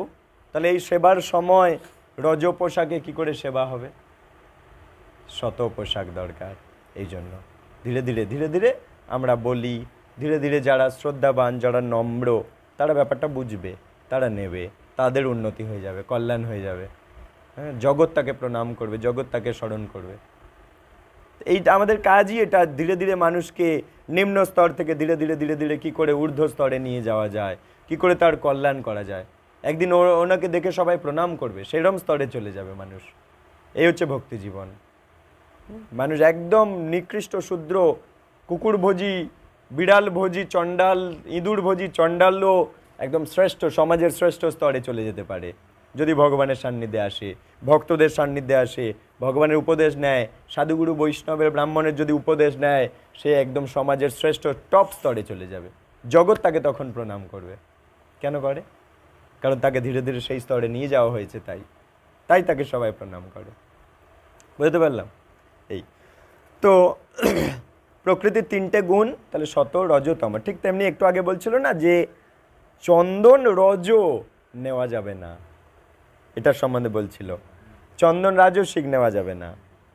ভস্য মানে কাঠ, ধরো উনুনে আগুন পুড়েছে আর ওই কাঠের নিয়ে দুতি লক্ষণী, কাঠ পোড়া নিয়ে, কয়লা ভূষকালি নিয়ে, ভস্য, ওটা আবার তামসিক। তাহলে ওটা তম, ওটা চলবে না। আবার চন্দন রজ, ওটাও চলবে না। কিন্তু গোপীদের চরণ ধুলি এটা চলবে, বা তুলসীর চরণ ধুলি এটা চলবে, এটা সাত্ত্বিক। এই জন্য আমাদের সবসময় চেষ্টা করতে হবে আমাদের কথাবার্তা যেন তম নয়, রজ নয়, সাত্ত্বিক হয়। আমাদের আচরণ যেন তামসিক নয়, রাজসিক নয়, সাত্ত্বিক হয়। আমাদের চিন্তা ভাবনা যেন তামসিক চিন্তা ভাবনা নয়, রাজসিক চিন্তা ভাবনা নয়, সাত্ত্বিক চিন্তা। তামসিক চিন্তা কি একদমই সে কোনো কর্মেই যাচ্ছে না, তামসিক চিন্তা। আবার অতি অতি পয়সা রোজগার করছে, 24 ঘন্টার মধ্যে 20 ঘন্টা খাটছে, তার মানে কি গাধা? অতি পয়সা রোজগার করছে, ওটা রাজসিক। তার মানে আচরণ রাজসিকের মতো হয়ে গেল, লোভী। লোভ রজ থেকে আসছে। কিন্তু সে একটা নির্দিষ্ট 8 ঘন্টা সেবা করছে, কর্মসেবাগুলো করছে, করে যেটুখানি উপার্জন হয়েছে সেইটুখানি নিয়ে সন্তুষ্ট থেকে সে ভক্তি জীবনটা সুষ্ঠুভাবে করছে, ভক্তি জীবনের জন্য সময় বের করছে। যেমন প্রভু করছে, একটা দিন ভক্তির জন্যই বের করে রেখে দিয়েছে মঙ্গলবার করে। এই হচ্ছে সাত্ত্বিক চিন্তা, সাত্ত্বিক জীবন, সাত্ত্বিক আচরণ। অতি লোভ নয়। সে অন্য ব্যক্তিরা করছে কি 7 দিনের 7 দিনই লোভের বশবর্তী হয়ে পয়সা কামাচ্ছে, কিন্তু উনি ঠিক করে রেখেছে না, একটা দিন আমার ভক্তির জন্য রাখতেই হবে। এটা হচ্ছে সাত্ত্বিক চিন্তা, সাত্ত্বিক জীবন, সাত্ত্বিক কর্ম এটা। আবার কেউ পয়সা রোজগার করার জন্য করছে কি মুরগির গলা কেটে দিচ্ছে, তার মানে তামসিক জীবন। কেউ বিড়ি বাঁধছে, কেউ মদ বিক্রি করছে, তামসিক কর্ম, চলবে না, ভক্তির অনুকূল নয়। আবার কেউ অত্যন্ত রাজসিক, মানে কি করে চেষ্টা করছে মাসে 3 লাখ 4 লাখ টাকা করে ইনকাম করা যায়। অত কি দরকার? আমরা কটা খাই? একটা পেটে 2টো কি 3টে কি 4টে কি 5টা রুটি খায়। তা 5টা রুটি খাবে আর একটা পোশাকের দাম কত? 150, 200, 250, 300 টাকা কি 500 টাকা। তার জন্য মাসে 2 লাখ টাকা, 3 লাখ টাকা, 1 লাখ টাকা, 50,000 টাকা ইনকাম করার কি খুব প্রয়োজন?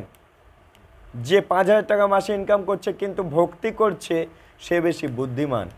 যে 5 লাখ টাকা মাসে ইনকাম করছে কিন্তু ভক্তি করার টাইম নেই, সে কিন্তু সবচাইতে বড় মূর্খ। কারণ দুর্লভ মানব জন্ম পেয়ে ভক্তি না করে অর্থের পিছনে ছুটতে ছুটতে একদিন টাইম শেষ হয়ে যাবে। ওই অর্থ সব এখানেই পড়ে থাকবে, কিছু লাভের লাভ হলো না, আবার পুনরায় জন্ম নিতে হলো। এবারে ওই ব্যাংকের উই পোকা হয়ে জন্ম হবে, টাকার মধ্যে বাস করবে। তাহলে কি হলো? ভক্তি আর হলো না। এই দুঃখের জগৎ থেকে, জন্ম মৃত্যু বার্ধক্য রোগ থেকে বেরোনো যেত যদি লোভী না হয়ে অল্প ইনকাম করে ভক্তির জন্য টাইম বের করত। কিন্তু সে এত ইনকাম করছে, ভক্তির জন্য টাইম তার নেই। এটা রাজসিক কর্ম। হ্যাঁ, আবার মোটে ইনকাম করছে না, এটা আবার তামসিক। তাহলে চলবে কি করে? কিন্তু মিডিয়াম, যে কোনো জিনিসের জন্য মিডিয়াম ভালো। হ্যাঁ, যেটা ভক্তির জন্য উপকূল। এরপরের প্রশ্ন 49 নম্বর প্রশ্ন, জাগ্রত চেতনা গ্রন্থ থেকে বলছে, ভগবান কোথায় আছেন? প্রশ্ন বলছে এই জগতের বাইরে, এই জড়জগতের বাইরে চিন্ময় জগৎ আছে বা বৈকুণ্ঠ লোক আছে। আমাদের আসল ঘরের নাম গো চিন্ময় লোক, গোলোক, বৈকুণ্ঠ লোক, এগুলো আমাদের আসল ঘরের নাম। যেমন এই ঘরের নাম কারুর পশ্চিমবঙ্গ, হ্যাঁ, কেউ বলছে উত্তরবঙ্গ, দক্ষিণবঙ্গ, কলকাতা, সব বলছে না, দক্ষিণ 24 পরগনা, উত্তর 24 পরগনা, বিভিন্ন জায়গার নাম। ওরকম আমাদের আসল জায়গার নাম, আসল ঘরের নাম হচ্ছে গোলোক বৃন্দাবন, বৈকুণ্ঠ লোক, এগুলো আসল ঘরের নাম। তা ভালো কথা। কোথায় আছে? এই জগতের বাইরে আছে। বৈকুণ্ঠ, দ্বারকা, বৃন্দাবন ইত্যাদি ধামে ভগবান বিভিন্ন ভগবত স্বরূপে অবস্থান করেন। ভগবান ওই জড়জগতের বাইরে গোলক বৃন্দাবনে, বৈকুণ্ঠে, দ্বারকাতে, হ্যাঁ, ভগবান বাস করছে।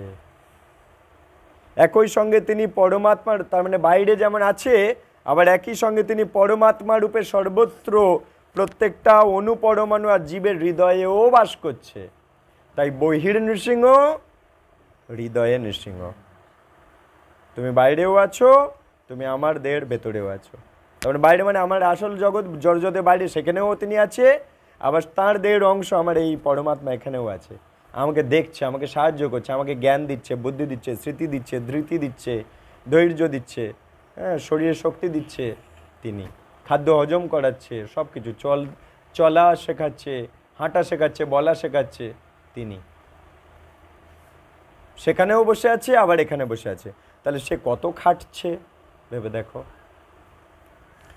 পরবর্তী প্রশ্ন, কে প্রকৃত ভগবান, কে নকল বা ভণ্ড ভগবান, তা জানবো কি করে? খুব গুরুত্বপূর্ণ প্রশ্ন।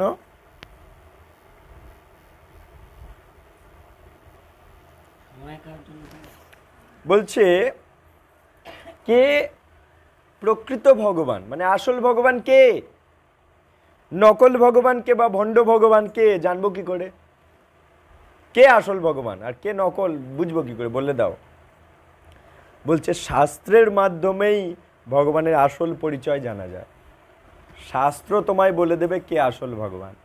শাস্ত্র বলে দিয়েছে, ইতি চাংশ কলাপুংস কৃষ্ণস্তু ভগবান স্বয়ং ইন্দ্রাণী ব্যাকুলং লোকং মৃড়য়ন্তি যুগে যুগে। শ্রীমদ্ ভাগবতম বলছে, শাস্ত্র, সর্বশ্রেষ্ঠ শাস্ত্র, অমল পুরাণ, যার মধ্যে কোনো মল নেই, সেই শ্রেষ্ঠ শাস্ত্র বলছে যে এতে চাংশ কলা পুংস কৃষ্ণস্তু ভগবান স্বয়ং, কৃষ্ণ হচ্ছে ভগবান নিজে।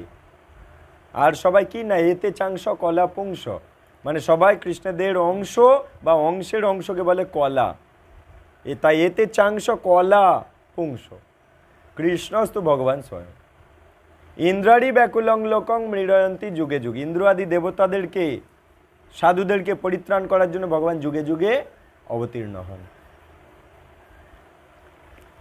আর কি বলছে, ব্রহ্ম সংহিতা, স্বয়ং ব্রহ্মা বলে দিয়েছে কে ভগবান। বলছে ঈশ্বর পরম কৃষ্ণ সচ্চিদানন্দ বিগ্রহ অনাদিরাদি গোবিন্দ সর্বকারণ কারণম। বলছে ঈশ্বর হচ্ছে পরম কৃষ্ণ, ঈশ্বর পরম কৃষ্ণ সচ্চিদানন্দ বিগ্রহ। কেমন তিনি, না সচ্চিত আনন্দ। আর আমরা কেমন, না জড়, জড় বস্তু আমাদের শরীর। তার শরীর কেমন, না সচ্চিদ আনন্দ। অনাদির আদি গোবিন্দ, মানে আদি ব্যক্তি তিনি, তার থেকে সব ব্যক্তি তৈরি হয়েছে। এই ব্যক্তি, এই ব্যক্তি, এই ব্যক্তি, এই ব্যক্তি, সব ব্যক্তি তৈরি হয়েছে সেই আদি ব্যক্তির থেকে। অনাদির আদি গোবিন্দ, অনাদির আদি গোবিন্দ সর্বকারণ কারণম, যত কিছু দেখছো সব কিছু কারণের মূল কারণ তিনি। ওই ছাতার পাখি যে দেহটা পেয়ে আছে কেমন দেখতে, ওরও কারণ কিন্তু কৃষ্ণ। কৃষ্ণ বুদ্ধি লাগিয়ে বলেছে ব্রহ্মাকে, তুমি ছাতার পাখি দেখতে এমনই বানাও, লাউ গাছটা ঠিক এরম তার পাতা হবে, এরম এরম কাঁটা থাকবে, এরকমই তুমি বানাও। কৃষ্ণ অর্ডার করেছে, ব্রহ্মা সেই অনুযায়ী বানিয়েছে। ব্রহ্মা কারিগর, কিন্তু মূল অর্ডার করছে, মূল বুদ্ধি দিচ্ছে কিন্তু কৃষ্ণ। ঠিক আছে, তাই সর্বকারণের কারণম, সব কিছুর কারণ তিনি। তা ভগবান কে, কোথা থেকে জানবো, শাস্ত্র থেকে। কোন শাস্ত্র পড়ব, গীতা, শ্রীমদ্ ভাগবতম আর চৈতন্য চরিতামৃত, এগুলো থেকে আমরা জানতে পারবো। একদম কোনো আর ঠকে যাওয়ার কোনো ব্যাপার নেই। আচ্ছা, পরবর্তী প্রশ্ন, ভগবান কেন এই জড়জগতে আসেন? তার আসল ঘর তো সেখানে, সেখানে তো বেশ আনন্দে আছে, এই জগতে আসতে যাচ্ছে কেন? বলছে রাজা, রাজা রাজপ্রাসাদে থাকে। শোনেন, রাজা রাজপ্রাসাদে থাকে, রাজ্য শাসন করে, ভালোই থাকে। তাহলে রাজা মাঝে মাঝে কারাগারে ঘুরতে যায় কেন? রাজা কি কারাগারের আসামি নাকি? কেন ঘুরতে যায়? তার সন্তানরা কারাগারে আটকে আছে। রাজার সন্তান তো প্রজা, প্রজারা কে? প্রজারা তো রাজার সন্তান। কিন্তু রাজা সন্তানরা অবাধ্য দেখে কিছু সন্তানকে জেলে পুড়ে রেখেছে, শাস্তি দিয়ে ওই সন্তানকে মানুষ করে আবার সভ্য ঘরে ফেরাবে বলে। তাহলে রাজা হচ্ছে সমাজের বাবা, প্রজা হচ্ছে সমাজের ছেলে বা সন্তান। তাহলে কিছু প্রজাকে জেলে ঢুকিয়ে রেখেছে কেন? কারণ সে নিশ্চয়ই কিছু দোষ করেছে, তাই ঢুকিয়ে রেখেছে। তাহলে এখন রাজা কেন জেলে যাচ্ছে? রাজা তো রাজপ্রাসাদে থাকবে, রাজ্য শাসন করবে, জেলে মাঝে মাঝে ঘুরতে যায় কেন?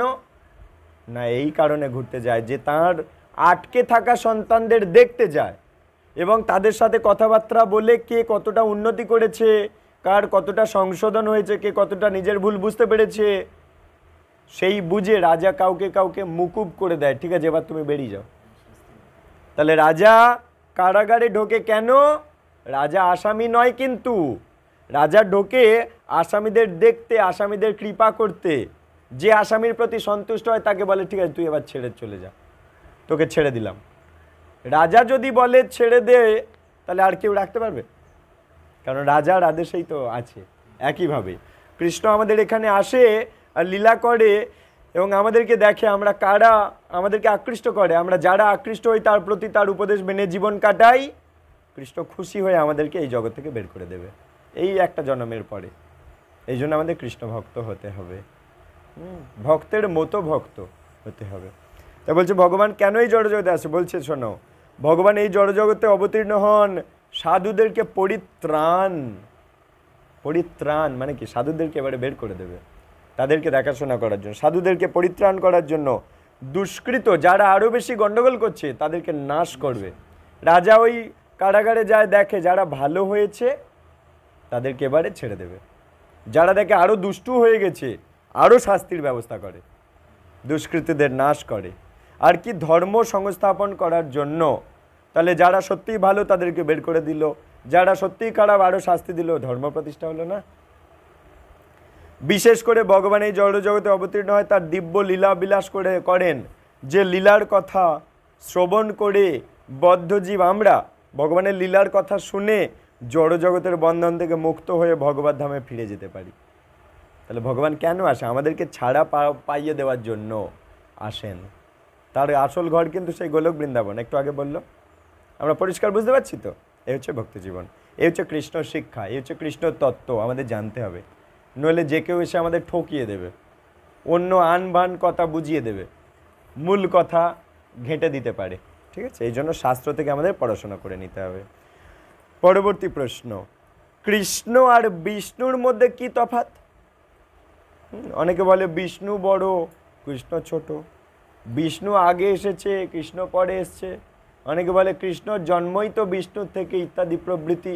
তাহলে আসল সত্যটা কি? কৃষ্ণ আর বিষ্ণুর মধ্যে তফাৎটা কি? শোনো, বলছে শ্রীকৃষ্ণ এবং বিষ্ণুর মধ্যে তত্ত্বগত দিক দিয়ে কোনো পার্থক্য নেই, দুজনাই বিষ্ণু তত্ত্ব। তবে কৃষ্ণ গোলক বৃন্দাবনে থাকে আর বিষ্ণু বৈকুণ্ঠ ধামে থাকে। ঠিক আছে, কৃষ্ণর ঘর কোথায়? গোলক বৃন্দাবন, যেটা কিনা বৈকুণ্ঠ ধামেরও উপরে, আর বিষ্ণু থাকে বৈকুণ্ঠ ধামে। কৃষ্ণ থাকে গোলক বৃন্দাবনে, বিষ্ণু থাকে বৈকুণ্ঠ ধামে। বলো, গোলক বৃন্দাবনে। হ্যাঁ, এবার কোথায় তুমি যেতে চাও? কোন জায়গাটা যেতে চাও, বৈকুণ্ঠ ধামে না গোলক বৃন্দাবনে? ইচ্ছা কি? না, ভালো করে বলো। ইয়েস, গোলক বৃন্দাবনটা হচ্ছে প্রেমের জায়গা। হ্যাঁ, কৃষ্ণের সাথে সবাই ভালোবাসার সম্পর্ক, ভগবানের সাথে সব জীবের ভালোবাসার সম্পর্ক, প্রেম, কৃষ্ণ প্রেম। সেখানে ওই বৃন্দাবনের মতো ছোট্ট বালক লীলা কৃষ্ণ করছে। আচ্ছা, বালক লীলাটা ভালো নাকি নারায়ণ যেমন একটা সেই ম্যাচিওর্ড ফর্ম হয়ে আছে, চতুর্ভুজ রূপ, ওইটা ভালো, নাকি সেই বাল্যলীলা করছে ওটা ভালো? কোনটা আকর্ষণীয়? বাল্যলীলাটা। তাই আমরা সবাই চাইবো গোলক বৃন্দাবনে যেতে। কি করে যাওয়া যায়? লক্ষ্মীনারায়ণ সেবা করলে কোথায় যাবে? বৈকুণ্ঠ ধামে। আর রাধাকৃষ্ণ সেবা করলে কোথায় যাবে? গোলক বৃন্দাবনে। আমি কথা দিয়েছিলাম না, আগামী একাদশীতে চার্টে দেখাবো যে কে কোথায় থাকে। সেই চার্টটা আজকে আমি মন্দিরে নিয়ে গেছি, ওটা রেডি করা হচ্ছে, কোন দেওয়ালে কোন জায়গায় লাগালে সবাই দেখতে পাবে এবং কিভাবে কি করা হবে সেটা প্ল্যানিং করা হচ্ছে। আরও অন্যান্য কিছু চেঞ্জ হয়েছে, মন্দিরের মধ্যে গেলে বুঝতে পারবেন। গুরু পরম্পরা টাঙানো হয়েছে, প্লাস্টার হয়ে গেছে, এবারে আবার টাঙানো হয়েছে। সৃষ্টি লীলা টাঙানো হয়েছে, সৃষ্টি লীলা বলে এরকম একটা পাওয়া যায়, সৃষ্টি লীলা। ঠিক আছে, হ্যাঁ, ওটা আমি যেটা, ওটা আরও ডিটেলড, আরও ইংলিশে সব লেখা, আরও বড়, ওটাকে বলে গোলক চার্ট। হ্যাঁ, ওটা আরও দামি জিনিস। মায়াপুরে পাওয়া যায় কিন্তু খুব রেয়ার ভাবে পাওয়া যায়, যে কোনো দোকানে ওটা পাওয়া যায় না। ঠিক আছে, খুব অন্যান্য জায়গায় ভেতর থেকে নিতে হয়। আর একটা ব্যাপার, কর্মফল এর একটা টাঙানো হয়েছে, বা শুধু একাদশীর লিস্ট, শুধু একাদশী, কোন একাদশী কিবার পড়েছে তার লিস্ট পাবেন, কোন দিনে কি খেতে নেই, কোন তিথিতে কি খেতে নেই তারও চার্ট টাঙানো হয়েছে, সেগুলো সব ওখানে পাবেন। ঠিক আছে, আর এবং ওগুলো আগামী একাদশীতে হাতে দেওয়া হবে কাগজ। বলেন, বলেন। একটা ছেলের নাম কৃষ্ণ রেখেছে, বলে রাখা কি ভুল? কিন্তু এটাই আরো ভালো। দুটোই নাম ভালো, দুটোই ভালো, মরণকালে খুব ভালো। তুমি সেই কৃষ্ণ কৃষ্ণ অজামিলের মতো। নাকি? হ্যাঁ, অজামিল তার ছোট ছেলের নাম রেখেছে নারায়ণ, নাম রাখবে। ছেলের নাম ধরে ডাকছে। মৃত্যু, অজামিল মৃত্যুর সময় ছেলের নাম ধরে ডাকছে, নারায়ণ কোথায় গেলে বাঁচাও বাঁচাও আসো। ওই জন্যে সেই নারায়ণ চলে এসছে, নারায়ণের দুধ চলে এসছে। মরে যাওয়ার পরে নারায়ণের দুধ এসে নিয়ে গেছে।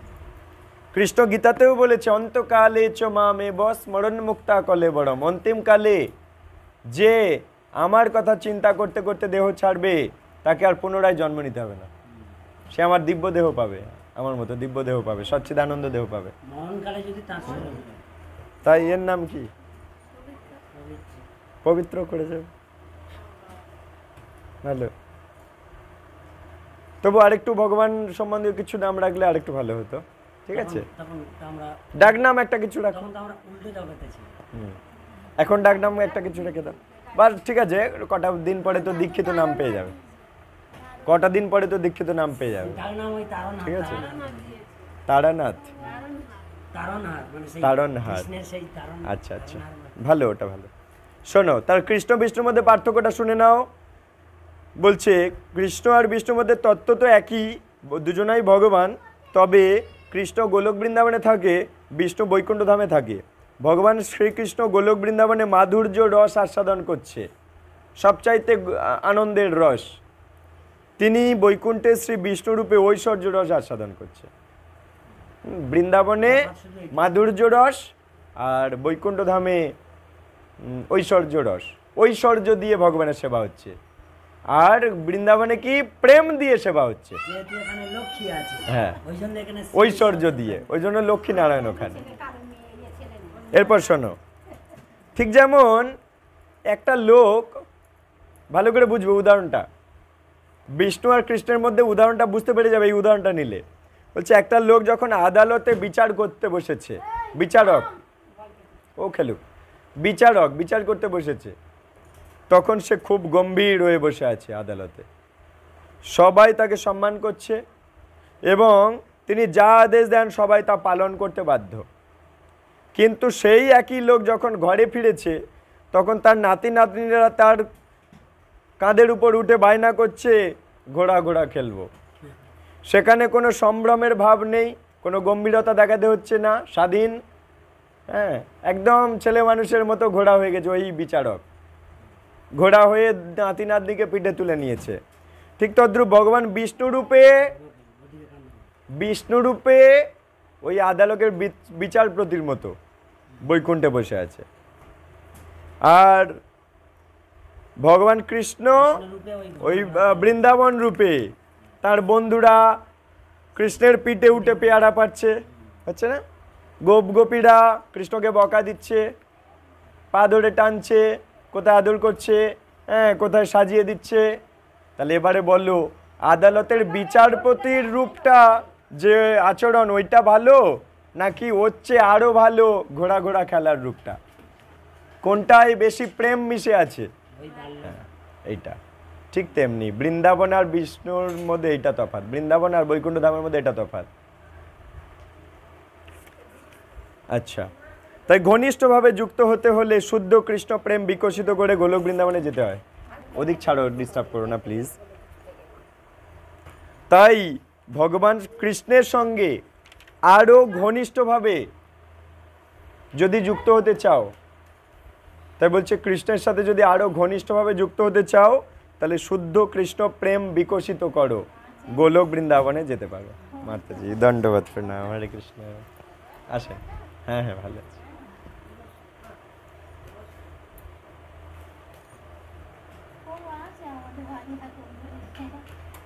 আমি মঙ্গলবার এই টাইমে আসি, 2:30-3টার মধ্যে, হ্যাঁ, প্রতি মঙ্গলবার এখানে বসে। আচ্ছা, হরি বল। শোনো, তাই বলছে বাঞ্ছা কল্পতরুভ্যশ্চ কৃপা সিন্ধু ভৈবচ পতিতানাং পাবনেভ্যো বৈষ্ণবেভ্যো অনন্ত কোটি বৈষ্ণব নিতাই গৌর প্রেমানন্দ, হরি হরি। বলছে কৃষ্ণের সাথে ঘনিষ্ঠভাবে, আরো ঘনিষ্ঠভাবে যদি যুক্ত হতে চাও, তাহলে শুদ্ধ কৃষ্ণ প্রেম মানে প্রেমের সাথে তার সেবা করো, তাহলে তুমি অবশ্যই গোলকে যাবে। সেখানে ভগবানের সঙ্গে জীব, ভগবানের সাথে তার সবাই যারা আছে সেখানে, তারা কেউ তার বন্ধু, কেউ তার মাতা পিতা, কৃষ্ণ সেখানে সন্তান, হ্যাঁ, কিংবা মধুর রসের সম্পর্ক স্থাপন করছে, মানে তার কেউ প্রেমিক প্রেমিকা, এই রসে তার ভগবানের সাথে সম্পর্ক গোলক বৃন্দাবনে, সেইভাবে তারা প্রেমময় সেবা সুখ আস্বাদন করছে।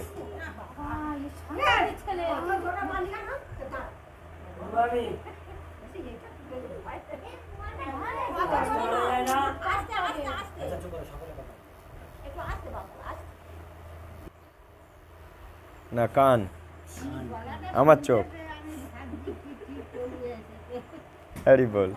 শোনেন, বলছে ভগবানকে লাভ করার যথাযথ উপায় কি বলো, কি করে জীবন কাটালে ভগবানকে পাবো?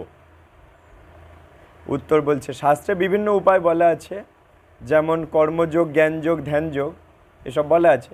কিন্তু প্রকৃতপক্ষে ভগবানকে লাভ করার সহজ উপায় হলো ভক্তিযোগ। ভক্তি মানে কি? ভালোবেসে ভগবানকে সেবা করা। ভক্তিযোগ মানে কি? ভালোবেসে ভগবানকে সেবা করে ভগবানের সাথে যোগ থাকা, তাকে বলে ভক্তি যোগ। ভালোবেসে ভগবানের সেবা করে তার সাথে যোগ থাকা, একে বলে ভক্তি যোগ। ভক্তির দ্বারাই কেবল ভগবানকে লাভ করা যায়। তুমি ভগবানের জন্য কি সেবা কাজ করো? মৃদঙ্গ বাদন, এই শ্রবণ, তিলক সেবা, এগুলো ধীরে ধীরে ভগবানের আরতি করতে শিখবে। তুমি করো তো, ব্যাস এইগুলো করো।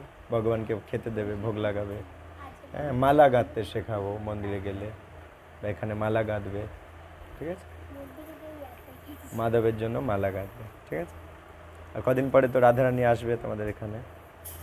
আচ্ছা, 54 নম্বর প্রশ্ন, ভক্তি কিভাবে লাভ করা যায়?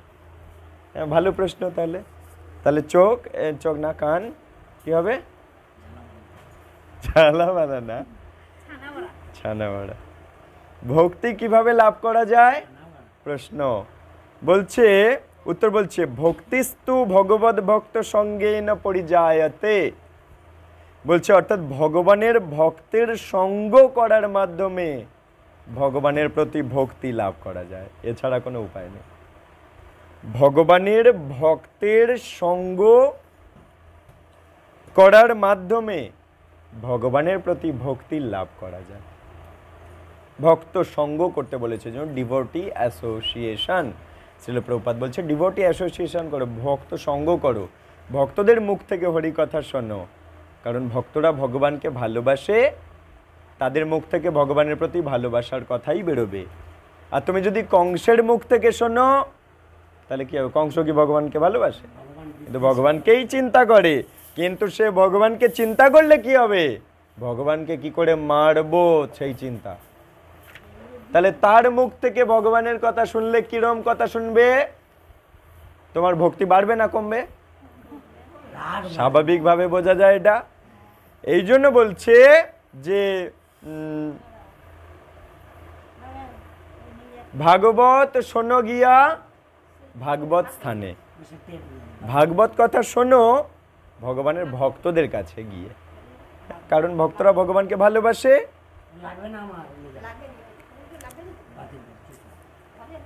তাহলে ভক্তি কিভাবে লাভ করা যায়?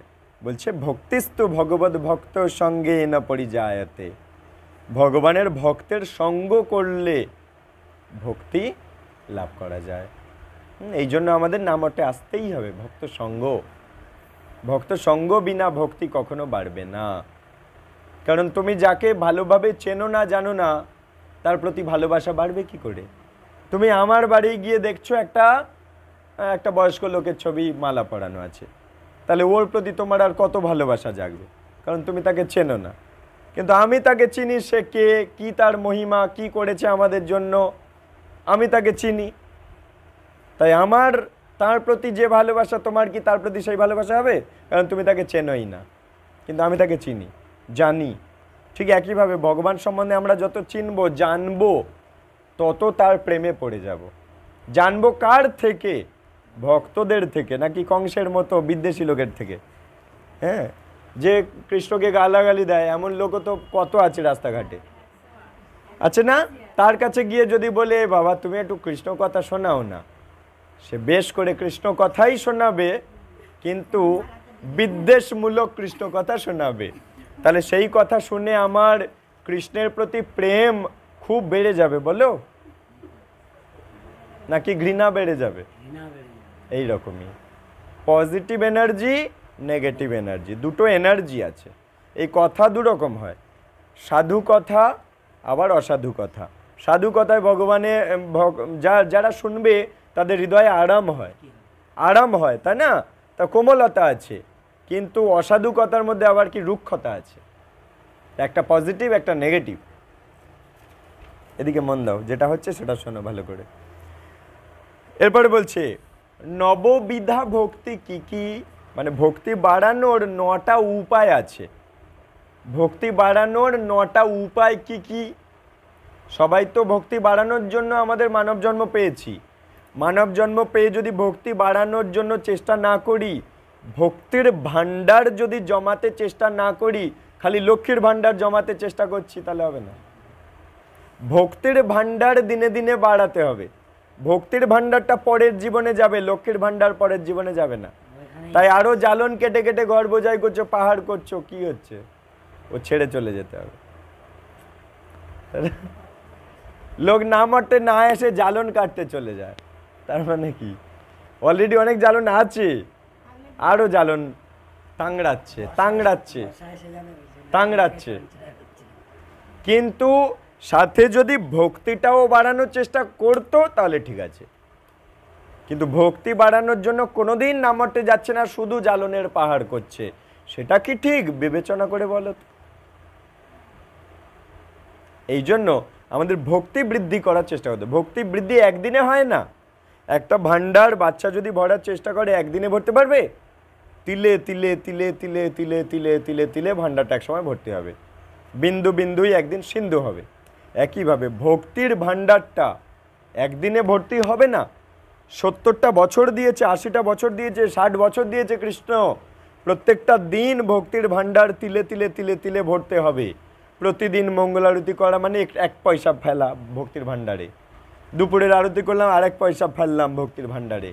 হ্যাঁ, সন্ধ্যার আরতি করলাম, 1 পয়সা ফেললাম ভক্তির ভান্ডারে। একটা ক্লাস হরিকথা শুনলাম, 1 পয়সা ফেললাম ভক্তির ভান্ডারে। আমি সরলভাবে বোঝাতে পারছি তো? এই হচ্ছে উপায়। একদিন তুলসীর জল দিলাম, একদিন 1 পয়সা ফেললাম ভক্তির ভান্ডারে।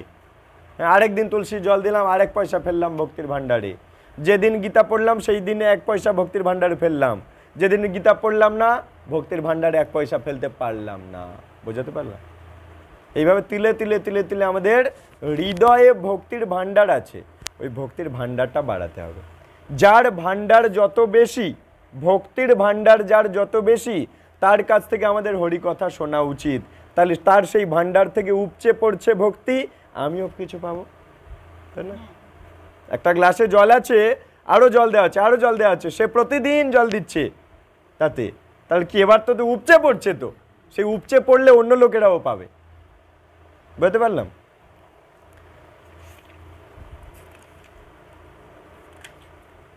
আচ্ছা, তাই বলছে 9টা এই ভক্তি বাড়ানোর, মানে ভক্তিরূপী ভান্ডার, ভক্তিরূপী পয়সা বাড়ানোর 9টা উপায় আছে। কি কি শোনো। শ্রবণ প্রথম ভক্তি বাড়ানোর উপায়। এই যে আপনারা হরিকথা শুনছেন, আপনাদের হৃদয়ে যে ভক্তির ভান্ডার যতটুকু আছে তাতে আরো জমা হচ্ছে। শ্রবণ, এই জন্য নামতে আসা উচিত, অ্যাটেন্ডেন্স দেওয়া উচিত। প্রথম উপায় বলেছে শ্রবণ। তারপরে বলছে কীর্তন, এই যেটা আমি করছি কীর্তন, বা আপনারা জপ করেন বা হরিনামের আরতি করেন বা হরে কৃষ্ণ কীর্তন করেন করতাল বাজিয়ে বা হাতে তালি দিয়ে, এটা কীর্তন। বা এই যে দামোদর মাস কার্তিক মাসে পরিক্রমায় যান, এই কীর্তন। হ্যাঁ, তাহলে প্রথম ভক্তি বাড়ানোর প্রথম উপায় শোনা, কান দিয়ে ভক্তি বাড়ানো যাবে। তাহলে এখানটায় ভান্ডারটা ভরবো, ঢুকবে কোথা দিয়ে? কান দিয়ে ঢুকবে, ভান্ডার ভর্তি হবে, হৃদয় ভান্ডার ভর্তি হবে, ভক্তির ভান্ডার। আর কি? কীর্তনের দ্বারা ভর্তি হবে। স্মরণ, ভগবানের কথা স্মরণ করলে, যে প্রভু আজ কি কি বলে গেছে, ঘুমাতে যাওয়ার আগে চিন্তা করলে, আজকের আমি ক্লাসে এইগুলো শুনেছি। স্মরণ, ভক্তি বেড়ে যাচ্ছে। যত স্মরণ করছো প্রভু কি কি বলে গেল, স্মরণ করছো, জাবর কাটছো। গরু যেমন জাবর কাটে, সারাদিন খায়, আবার রাত্রেবেলা দেখবে শুয়ে শুয়ে জাবর কাটে, একই জিনিস। এখানে সারাদিন যা শুনলে, এরপরে ঘুমাতে যাওয়ার আগে বালিশে সবাই ঘুমিয়ে পড়েছে, লাইট বন্ধ হয়ে গেছে, চিন্তা করছো কি কি শুনলাম, সেগুলো শুনতে শুনতে ঘুমিয়ে গেলে ওই স্মরণে ভক্তি এক স্টেপ বেড়ে গেল। শ্রবণ, এখন শুনছো শ্রবণ, এরপরে এইগুলো অন্য কাউকে বললে কীর্তন, এগুলো রাত্রে ঘুমাতে বালিশের মাথায় দিয়ে ঘুমাতে যাওয়ার আগে চিন্তা করছো, তাহলে এক স্টেপ ভক্তি বেড়ে গেল। স্মরণ, আর কি বন্দন, ভগবানের বন্দনা করা, আরতি, এইসব। অর্চন, ভগবানকে স্নান করানো, এইসব। পাদ সেবন, ভগবানের পাদ সেবা করা, ভগবানকে আসনে বসানো, ভগবানকে ঘুম পাড়ানো করানো, জাগিয়ে তোলা, এগুলো পাদ সেবন। দাস্য, ভগবানের ওই দাসত্বই। সখ্য, বন্ধুত্ব, ভগবানকে বন্ধুরূপে ভালোবাসা, তাকে এই বন্ধু এখানে আয়, এই বন্ধু এটা খা, এইভাবে চিন্তা করা। আর কি আত্মনিবেদন, তার চরণে তুমি নিজেকে সঁপে দিয়েছ, এটাও ভক্তি বাড়ানোর উপায়। তাহলে 9টা কি কি বলো সবাই? শ্রবণ, কীর্তন, স্মরণ, বন্দন, অর্চন, দাস্য, সখ্য, পাদ সেবন, আত্মনিবেদন। বলো, শ্রবণ, কীর্তন, স্মরণ, বন্দন, অর্চন, পাদ সেবন, দাস্য, সখ্য, আত্মনিবেদন। শ্রবণ মানে শোনা, স্মরণ মানে চিন্তা করা, কীর্তন মানে অপরকে বলা বা ভগবানের জয়ধ্বনি দেওয়া, এগুলো কীর্তন। পাদ সেবন মানে ভগবানের চরণ সেবা করা, আত্মনিবেদন নিজেকে সঁপে দেওয়া, সখ্য ভগবানকে বন্ধুরূপে সেবা করা, অর্চন ভগবানের অভিষেক স্নান করানো, এইসব আরতি করা, এগুলো অর্চনের মধ্যে পড়ে। হ্যাঁ, আর কি বন্দনা করা, ভগবানের বন্দনা করছে, ধরো জগন্নাথ অষ্টকম বললেন, বাণীশ নমস্তে নরসিংহায়, এগুলো বন্দনা হচ্ছে, ভগবানের বন্দনা হচ্ছে। এগুলো ভক্তি বাড়ানোর উপায়। ভক্তি বাড়ালে কি লাভ? ভক্তি বাড়ালে চিরতরে এই দুঃখের জগৎ থেকে চিরতরে বেরিয়ে যাওয়া যায়, আর ফিরে আসতে হয় না, ভগবানকে পেয়ে যাওয়া যায়। ভগবানকে পেয়ে গেলে তখন আর নিজে খেটে খেতে হবে না এত দুশ্চিন্তা করে, ঠিক আছে? ভগবানই তাকে খাওয়ায়, সে আসল ঘরে চলে যায়। বোঝা গেল? কে কোন প্রকার ভক্তি অবলম্বন করে ভগবানকে পেয়েছে বলো, উদাহরণ দাও। বলছে শাস্ত্র থেকে উদাহরণ দাও। কে এই 9টার মধ্যে কোনটাকে অবলম্বন করে ভগবানকে কে পেয়েছে? প্রথমে বলল কি? শ্রবণ, শুনে, শুধু ভগবানের কথা শুনেছে আর ভগবানকে পেয়ে গেছে। কে বলো, জানো কেউ? এই ভাগবত কে শুনেছে? শ্রীমদ্ ভাগবত কে শুনেছে আর কে বলেছে? সুখদেব গোস্বামী বলেছে। তাহলে কীর্তন সুখদেব গোস্বামী, ইয়েস। তাহলে শ্রবণে শুনেছে আর ভগবানকে পেয়েছে কে? পরীক্ষিত মহারাজ।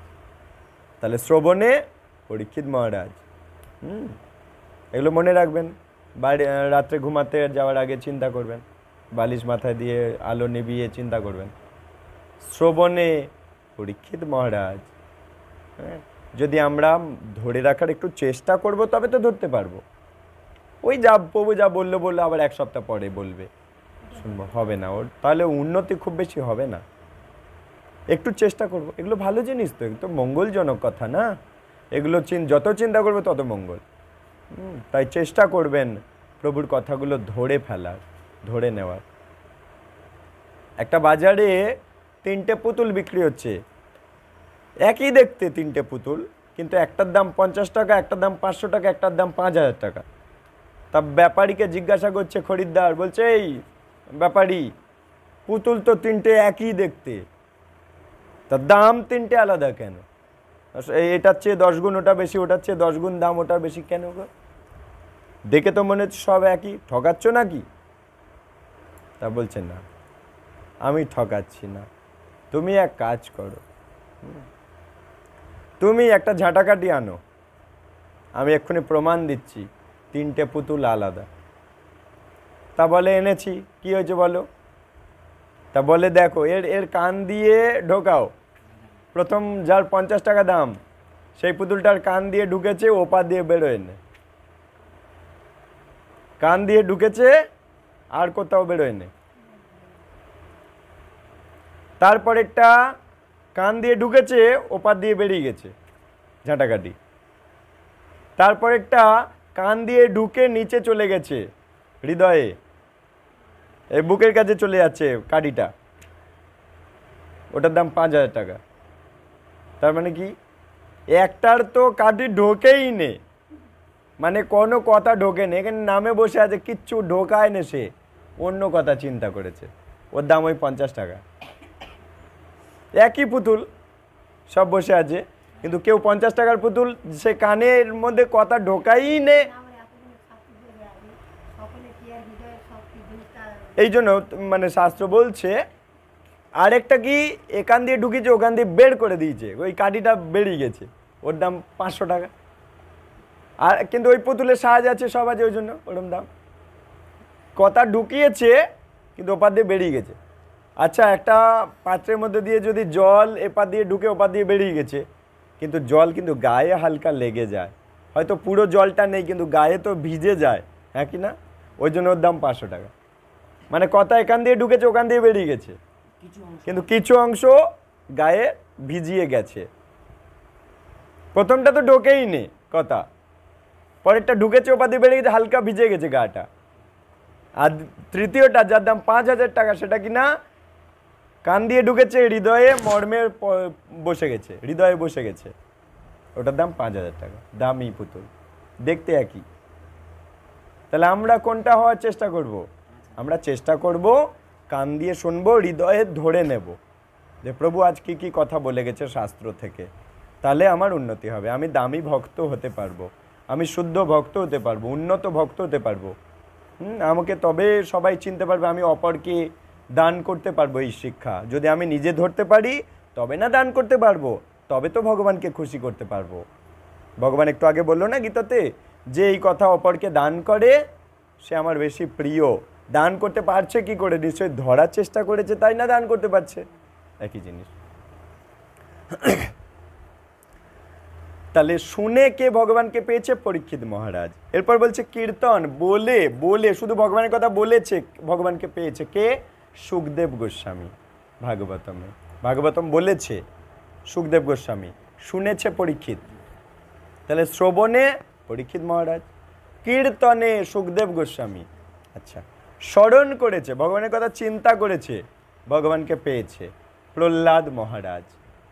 যারা এক ডাকে নৃসিংহদেব এসছে না, ওই প্রহ্লাদ শুধু ভগবানের কথা চিন্তা করত, ভগবানকে পেয়েছে।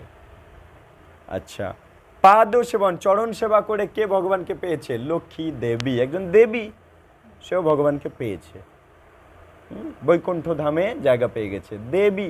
আর সব দেবদেবীরা তো এখানে আটকে আছে, এই সূর্যদেব দেখো ওখানে আটকে আছে, ওই চন্দ্রদেব ওই আটকে আছে, ও কি যেতে পেরেছে ভগবানের কাছে? পারেনি। দেবদেবীরা সব আটকে আছে তো এখানে, আমাদের মতো সরস্বতী, কার্তিক, গণেশ, লক্ষ্মী সবই এখানে আটকে আছে, কিন্তু আবার লক্ষ্মী কিন্তু সেই বৈকুণ্ঠ ধামে থাকে, আবার আমাদের কৃপা করার জন্য এখানে আসে। লক্ষ্মী কিন্তু আলাদা, উনি ভগবানকে পেয়ে গেছে। কি করে পেল? চরণ সেবা করে করে। তাহলে শ্রবণ করে কে পেয়েছে বলো? পরীক্ষিত মহারাজ। কীর্তন করে কে পেয়েছে? সুখদেব গোস্বামী। পাদ সেবন, চরণ সেবা করে লক্ষ্মী। স্মরণ করেছে, বালিশে মাথা দিয়ে চিন্তা করতে বললাম না, ওরকম স্মরণ করে কে পেয়েছে? প্রহ্লাদ মহারাজ। এরপরের উদাহরণ, বন্দনা করেছে, ভগবানের জয়গান গেয়েছে, কে পেয়েছে? অক্রূর। বন্দনা করে পেয়েছে অক্রূর।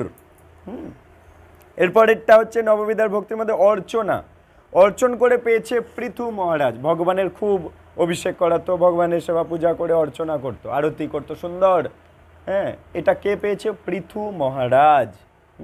তো এর আগেরটা কি? বন্দনা করে পেয়েছে অক্রূর, অর্চন করে পেয়েছে পৃথু মহারাজ। এগুলো মনে রাখতে হবে, আমি পরের দিন ধরবো।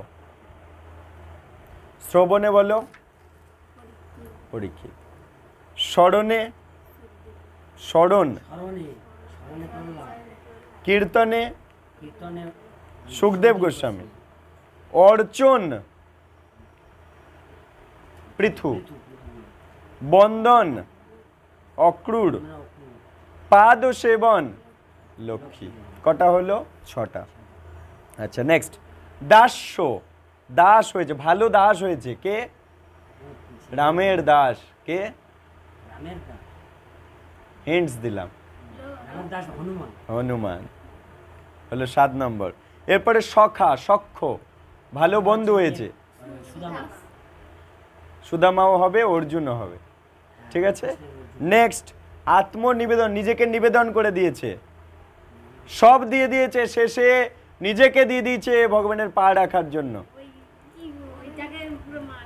বলো কে ওটা? কার মাথায় ভগবান পা রাখলো? কোন মহারাজ?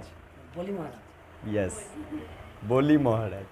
তাহলে আবার প্রথম থেকে বলো, বারবার বলাবো, মুখস্থ হয়ে যাবে। বলো, শ্রবণ। হ্যাঁ হ্যাঁ হ্যাঁ, ঠিক আছে। হরে কৃষ্ণ। আচ্ছা আচ্ছা আচ্ছা আচ্ছা, ঠিক আছে, আগামী মঙ্গলবার আসবেন যদি সম্ভব হয়। হ্যাঁ হ্যাঁ, অবশ্যই অবশ্যই। কেন, আপনারা দর্শন দিলে তবে আমরা পবিত্র হব। ঠিক আছে, আপনারা দর্শন। হুম হুম হুম,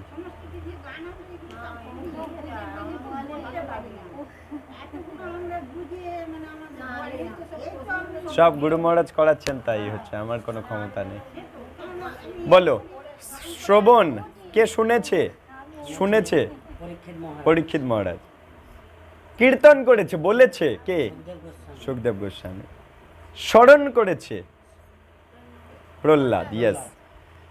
বন্দনা করেছে অক্রূর। হ্যাঁ, অর্চন করেছে পৃথু। ঠিক আছে, পাদ সেবন করেছে লক্ষ্মী। দাস কে? হনুমান।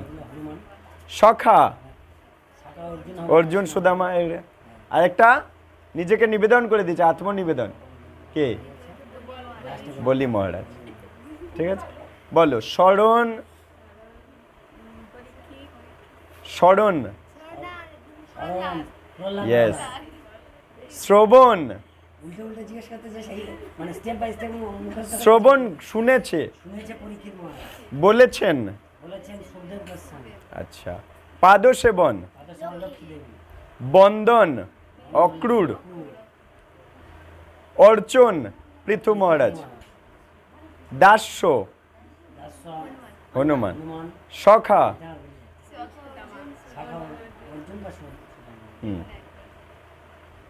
আত্মনিবেদন বলি মহারাজ। ঠিক আছে, রিপিট। শ্রবণ, কীর্তন সুখদেব গোস্বামী, আত্মনিবেদন, ভেবেই বলো, টাইম নিয়েই বলো, নিজেকে নিবেদন করে দিয়েছে বলি মহারাজ। বন্দনা করেছে অক্রূর, অর্চন করেছে পৃথু মহারাজ, সখা দাস, দাস পাদ সেবন, আত্মনিবেদন। ঠিক আছে, এটা মাথায় রাখবেন। দেখো, আমি এই বইটা দিয়ে যাব। ঠিক আছে, এই বইটা দিয়ে যাব, আছে এখানে একটা সেট, আমি এখানে রেখে যাব। ঠিক আছে, আচ্ছা।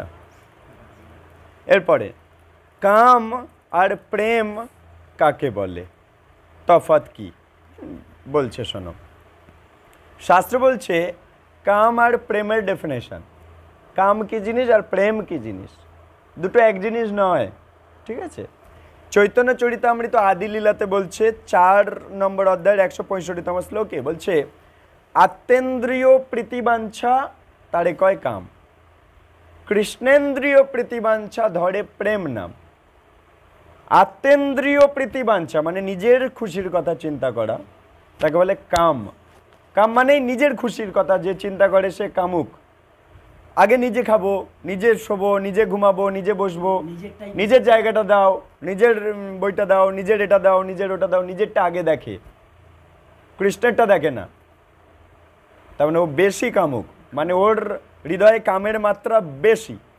তাই খালি নিজের নিজের নিজের নিজের কথা চিন্তা করে, নিজে আগে প্রসাদ পেয়ে নেব, এই নিজে বাড়ি নিয়ে যাব। আত্মেন্দ্রিয় প্রীতিবাঞ্ছা তারে কয় কাম। এই জগতে ওই কামই চলছে আসলে। স্বামী স্ত্রী বা পুরুষ স্ত্রী মিলন করছে ওই আসলে নিজের খুশির কথা চিন্তা করে। হ্যাঁ, এটাই জগৎ, এটাই কাম। কারণ সেখানে কৃষ্ণের নেই তো। আর শাস্ত্র বলে দিচ্ছে কৃষ্ণেন্দ্রীয় প্রীতিবাঞ্ছা ধরে প্রেম নাম। কৃষ্ণের খুশির জন্য যা কিছু করছে কৃষ্ণকে খুশি করার জন্য, সেটা হচ্ছে প্রেম। সে হচ্ছে আসলে প্রেমিক। যে যা কিছু করছে সবই কৃষ্ণকে খুশি করার জন্য। একটু ঝিঙে গাছ কোদাল কোপাচ্ছে, তাও কৃষ্ণকে খুশি করার জন্য। কীভাবে? ওটা দিয়ে ঝিঙে হবে, বিক্রি করে কৃষ্ণের জন্য ফল মূল যে কোনো কিছু আনবে, কৃষ্ণের পোশাক আনবে। সেই জন্য কৃষ্ণকে খুশি করার জন্য প্রচণ্ড রোদে কোদাল কুপিয়ে ঝিঙে চাষ করছে। সে হচ্ছে প্রেমিক। কৃষ্ণেন্দ্রীয় প্রীতিবাঞ্ছা ধরে প্রেম নাম। সে ওই কোদাল কোপাচ্ছে কৃষ্ণের খুশির জন্য, তাহলে সে হয়ে গেল আসল প্রেমিক। কৃষ্ণেন্দ্রীয় প্রীতিবাঞ্ছা ধরে প্রেম নাম। আর সে ওই কোদাল কোপাচ্ছে কিন্তু নিজের খুশির কথা ভেবে, যে আমি এটার থেকে অর্থ উপার্জন করে আমি খাবো, আমি আমার স্ত্রী খাবে, আমি সেই স্ত্রী থেকে সুখ নেব, আমি আমার বাচ্চা খাবে, বাচ্চার থেকে সুখ নেব, আমার সুখ হবে, আমি বাড়িটা বানাবো, আমি ভালো থাকবো, আমরা কৃষ্ণকে কাঁচকলা। সেই একই কোদাল কোপাচ্ছে, ঝিঙে চাষ করছে। একটা উদাহরণ দিচ্ছি, এরকম অনন্ত কোটি সব কিছুই হয়ে যায় এর মধ্যে। এই বাচ্চাটা পড়াশোনা করছে, পড়াশোনা শিখে লেখাপড়া শিখে বড় হয়ে কৃষ্ণের প্রচার করবে বলে, তাহলে এর লেখাপড়া শেখা কৃষ্ণের সুখের জন্য। আরেকটা বাচ্চা সেও স্কুলে গিয়ে পড়াশোনা শিখছে, বাবা মা বলেছে পড়াশোনা শিখলে ভালো চাকরি করবি, ভালো থাকতে পারবি, ভালো খেতে পারবি, ভালো ঘুরতে পারবি। তাহলে বাবা মা কি শেখালো? কামুক হতে শেখালো। আর বাবা মা প্রেমিক হতে শেখালো, যে তুমি লেখাপড়া শিখতে হবে কৃষ্ণ শিক্ষা প্রচার করার জন্য। তাহলে বাবা মা আসল প্রেমিক, কৃষ্ণ সুখের জন্য বাচ্চাকে বড় করছে। আবার সেই অন্য বাবা মা তারা ওর বলছে তুই বড় হ, চাকরি বাকরি কর, তাহলে আমিও ভালো ফলমূল খেতে পাবো। কামুক। কামুক পিতামাতা কামুক সন্তান, প্রেমিক পিতামাতা প্রেমিক সন্তান। তাই শাস্ত্র বলছে আত্মেন্দ্রিয় প্রীতিবাঞ্ছা তারে কয় কাম, কৃষ্ণেন্দ্রিয় প্রীতিবাঞ্ছা ধরে প্রেম নাম। আর এই নিজের সুখের কথার সবচাইতে চরম যেখানে গিয়ে ঠেকেছে সেটা হচ্ছে ওই যৌন জীবন। একদম চরম মাপের নিজের সুখের কথা চিন্তা, কিন্তু ক্ষুদ্র মাপেরও চিন্তা সেটাও কাম, চরম মাপের সেটাও কাম। আলটিমেটলি নিজের কথা চিন্তা করাই কাম।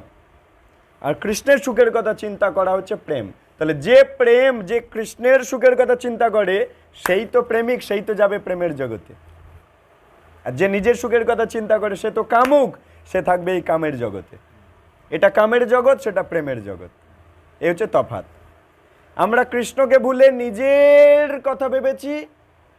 কৃষ্ণ ভুলি যে জীব ভোগ বাঞ্ছা করে, অমনি মায়া তারে জাপটিয়া ধরে। এই কামের জগতে জাপটে ধরেছে। গোড়া বলে দিলাম, কিন্তু খুব গোপন গোড়া, যে কেন আমরা এই জগতে এসে আটকে পড়লাম। নিজের সুখের কথা চিন্তা করলে এই জগতে আটকে যাবে, কৃষ্ণের সুখের কথা চিন্তা হচ্ছে সেই জগতে চলে যাবে। যতদিন না কৃষ্ণের সুখে সুখী হচ্ছে ততদিন সেই জগতে যাওয়া যাবে না। এটা হচ্ছে গোড়ার কথা। High dose.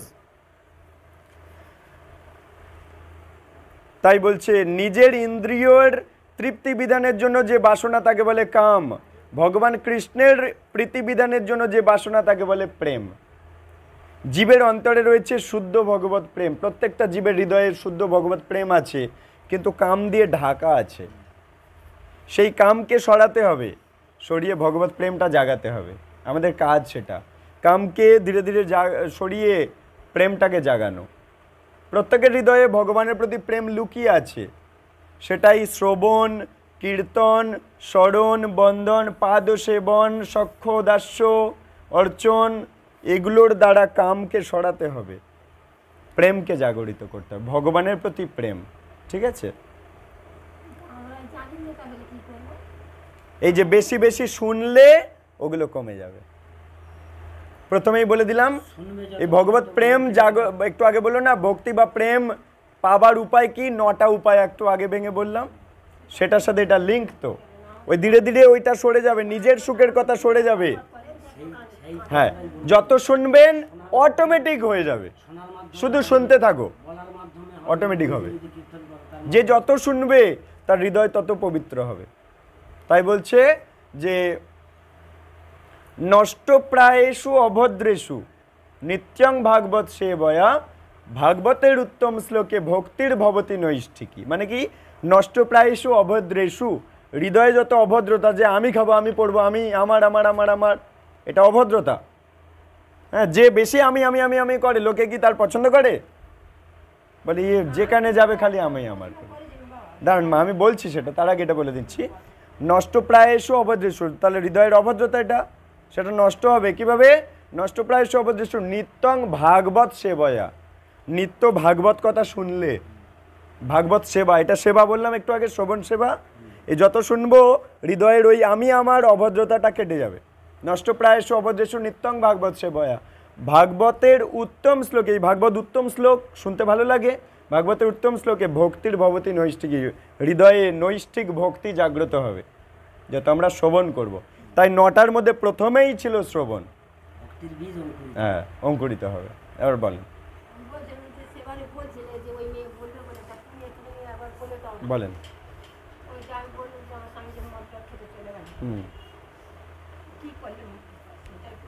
কি করলে? আপনি হরি নাম জপ করবেন, এইটাই একমাত্র উপায়। শাস্ত্র বলছে হরের নাম, হরের নাম, হরের নাম হইব কেবলম, কলো নাস্তেব নাস্তেব নাস্তেব গতির অন্যথা।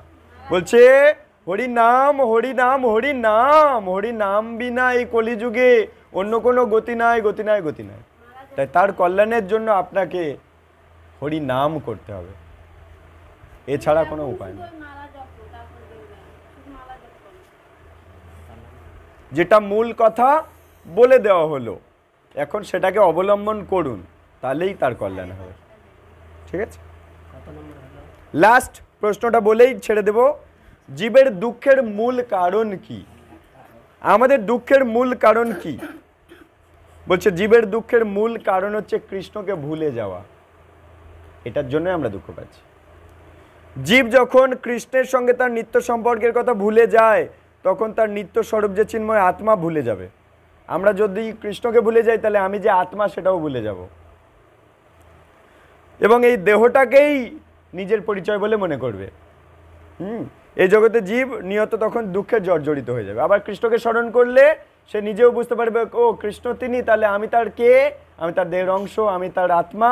হ্যাঁ, তখন সে সব বুঝতে পেরে যাবে যে কি করতে এসেছি, কি করলে তা আমার মঙ্গল হবে, সব বুঝতে পেরে যাবে। তাই গোড়া কৃষ্ণ, কৃষ্ণকে স্মরণ করলে সব শিক্ষা অটোমেটিক আসবে। এই জন্য কৃষ্ণকে ভুলে যাওয়াই আমাদের 58, আগের দিন 59 থেকে হবে। এতে টোটাল 100টা প্রশ্ন আছে এই বইটায়। হ্যাঁ, প্রথম খণ্ডে। তারপরে কিছু এক্সট্রা জিনিসপত্র আছে, আমরা পড়ব। ঠিক আছে, 59 থেকে হবে, মা মনে রাখবি। ঠিক আছে, আচ্ছা, 4টা খণ্ড আছে। এটা কত টাকা দিয়েছে? 10 টাকা না 9 টাকা? 10 টাকা। প্রথম, দ্বিতীয়, তৃতীয়, চতুর্থ পরপর সাজানো আছে। কত? এটা কত, 80 টাকা না 100 টাকা এরকম কিছু একটা হবে। আমি ফোনে বলে দেবো, সেখানটা লিস্ট টাঙানো আছে। 80 টাকা বোধ হয়। হ্যাঁ হ্যাঁ, ঠিক আছে। এই পর্যন্ত আজ আমরা বিরাম দিলাম। কিছু ভুল ত্রুটি হলে নিজেরা মার্জনা করে নেবেন। হরি বল।